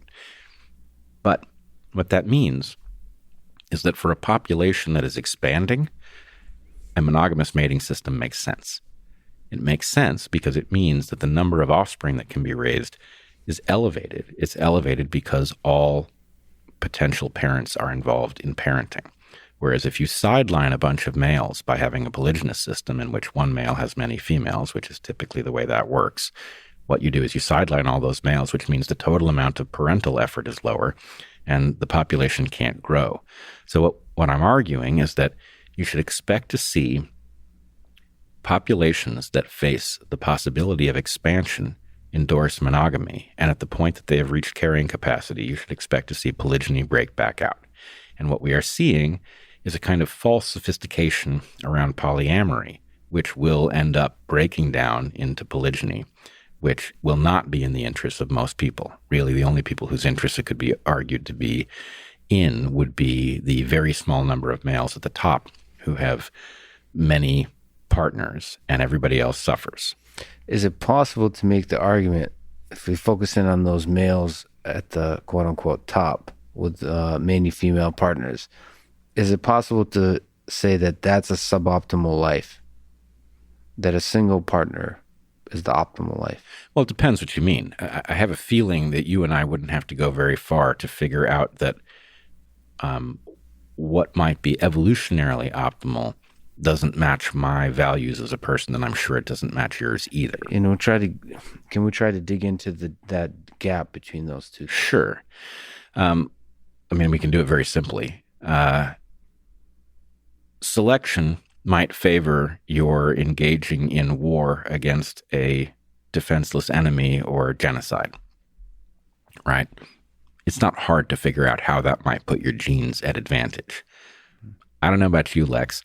I'm not getting involved in no genocide. It's not going to happen. I won't do it. I will do anything to avoid it. So some part of me has decided that my conscious self and the values that I hold trump my evolutionary self. And once you figure out that in some extreme case that's true, and then you realize that that means it must be possible in many other cases, and you start going through all of the things that selection would favor, and you realize that a fair fraction of the time, actually, you're not up for this. You don't want to be some robot on a mission that involves genocide when necessary. You want to be your own person and accomplish things that you think are valuable. And so among those are not advocating, let's suppose you were in a position to be one of those males at the top of a polygynous system. We both know why that would be rewarding, right? But we also both recognize. Do we? Yeah, sure. Lots of sex? Yeah. Okay, what else? Lots of sex and lots of variety, right? So look, every red-blooded American/Russian male can understand why that's appealing, right? On the other hand, it is up against an alternative, which is having a partner with whom one is bonded especially closely, right? Right. And AKA love. Right.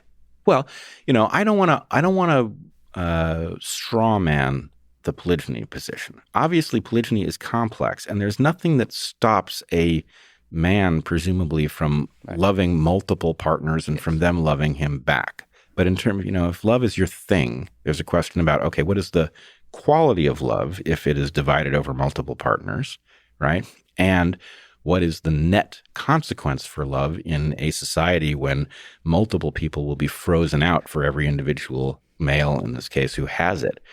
And what I would argue is, and this is weird to even talk about, but this is partially me just talking from personal experience. I think there actually is a monogamy program in us, and it's not automatic. But if you take it seriously, you can find it. And frankly, marriage, and it doesn't have to be marriage, but whatever it is that results in a lifelong bond with a partner, has gotten a very bad rap. It's the butt of too many jokes.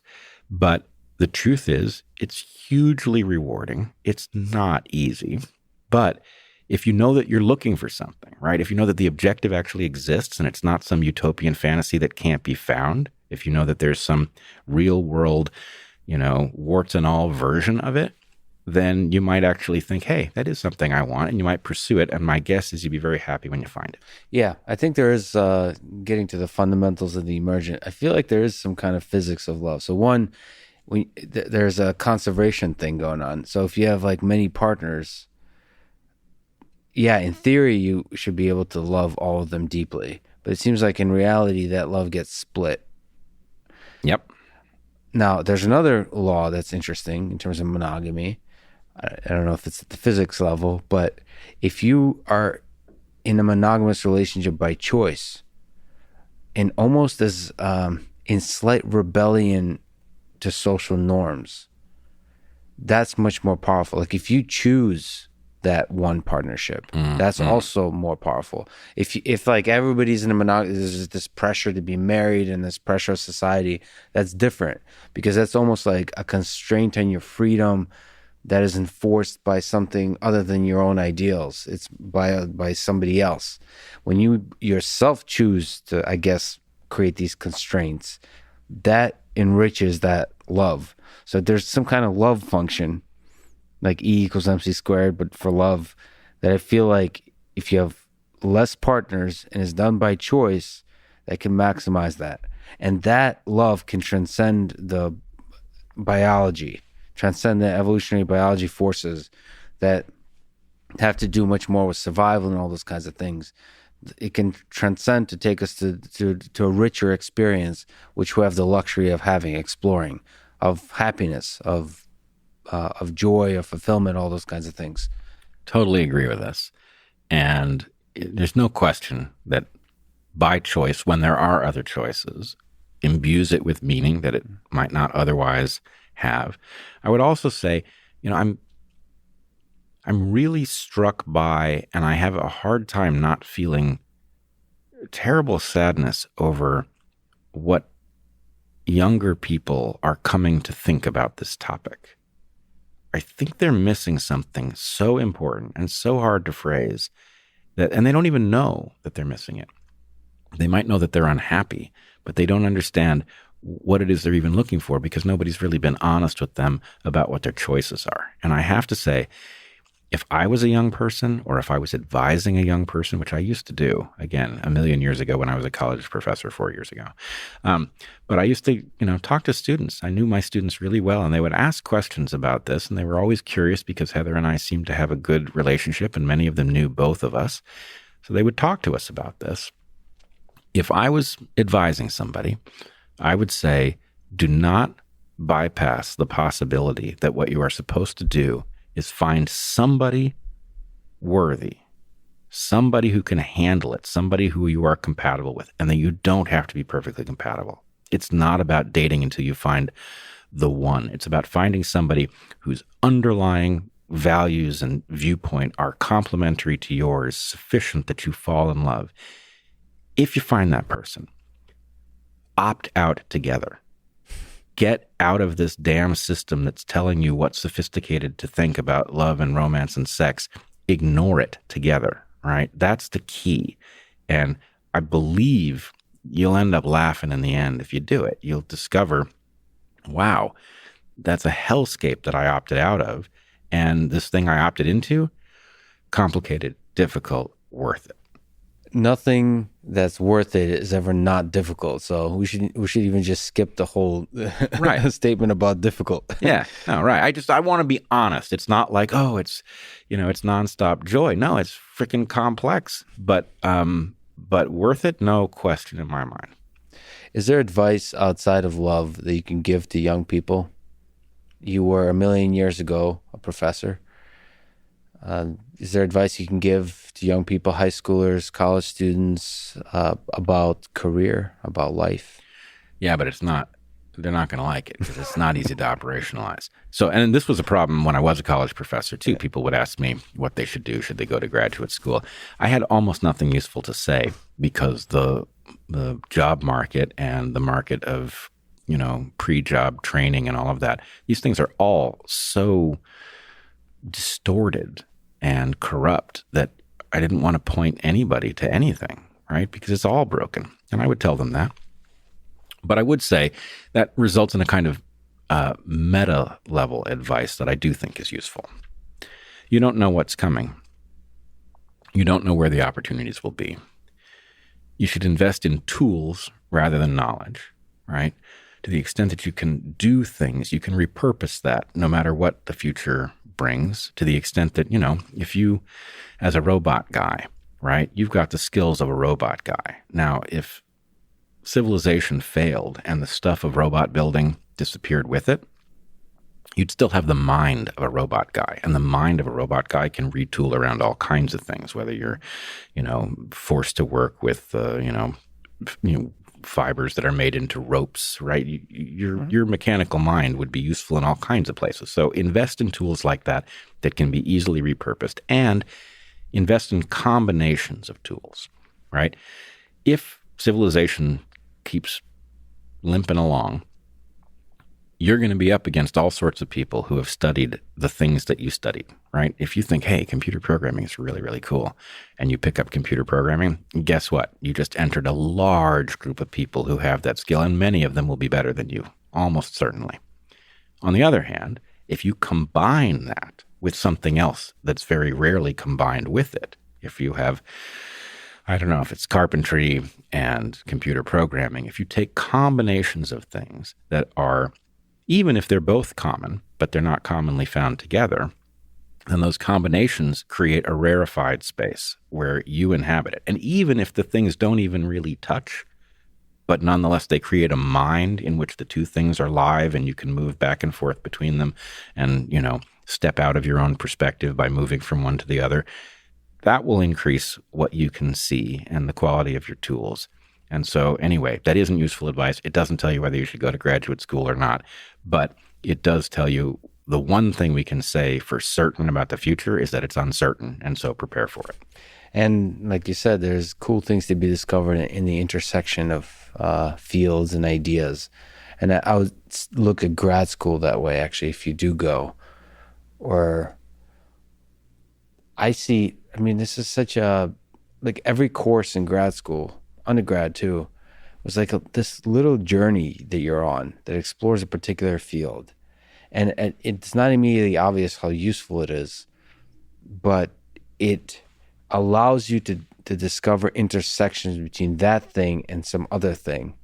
So you're bringing to the table these pieces of knowledge, some of which, when intersected, might create a niche that's completely novel, unique, and will bring you joy. I have that. I took a huge number of courses in theoretical computer science. Most of them seem useless, but they totally changed the way I see the world in ways that I'm not prepared, or is a little bit difficult to kind of make explicit. But taken together, they've allowed me to see, for example, the world of robotics totally different from many of my colleagues and friends and so on. And I think that's a good way to see if you go to grad school as an opportunity to explore intersections of fields, even if the individual fields seem useless. Yeah. And useless doesn't mean useless, right? Useless means not directly applicable. A good useless course can be the best one you ever took. I took James Joyce, a course on James Joyce, and that was truly useless. Well, I took immunobiology in the medical school when I was at Penn as, I guess I would have been a freshman or a sophomore. I wasn't supposed to be in this class. It blew my goddamn mind, and it still does, right? We had this, I don't even know who it was, but we had this great professor who was like highly placed in the world of immunobiology. The course is called immunobiology, not immunology. Immunobiology. It had the right focus. And as I recall it, the professor stood sideways to the chalkboard, staring off into space, literally stroking his beard with this bemused look on his face through the entire lecture. And, you had all these medical students who were so furiously writing notes that I don't even think they were noticing the person delivering this thing. But, I got what this guy was smiling about. It was like, so what he was describing, adaptive immunity is so marvelous, right? That it was like almost a privilege to even be saying it to a room full of people who were listening, Mm-hmm. But anyway, I took that course, and, lo and behold, that's COVID going to be useful. Well, yeah, suddenly it's front and center, and wow, am I glad I took it. But anyway, useless courses are great. And actually, Eric gave me one of the greater pieces of advice, at least for college, that anyone's ever given, which was, don't worry about the prereqs. Take it anyway, right? But now, I don't even know if kids can do this now, because the prereqs are now enforced by a computer. Mm-hmm. But back in the day, if you didn't mention that you didn't have the prereqs, nobody stopped you from taking the course. And what he told me, which I didn't know, was that often the advanced courses are easier in some way. The material's complex, but it's not like intro bio where you're learning 1,000 things at once, right? It's like focused on something. So if you dedicate yourself, you can pull it off. Yeah, stay with an idea for many weeks at a time, and it's ultimately rewarding and not as difficult as it looks. Yep. Can I ask you a ridiculous question? Please. What do you think is the meaning of life? Well,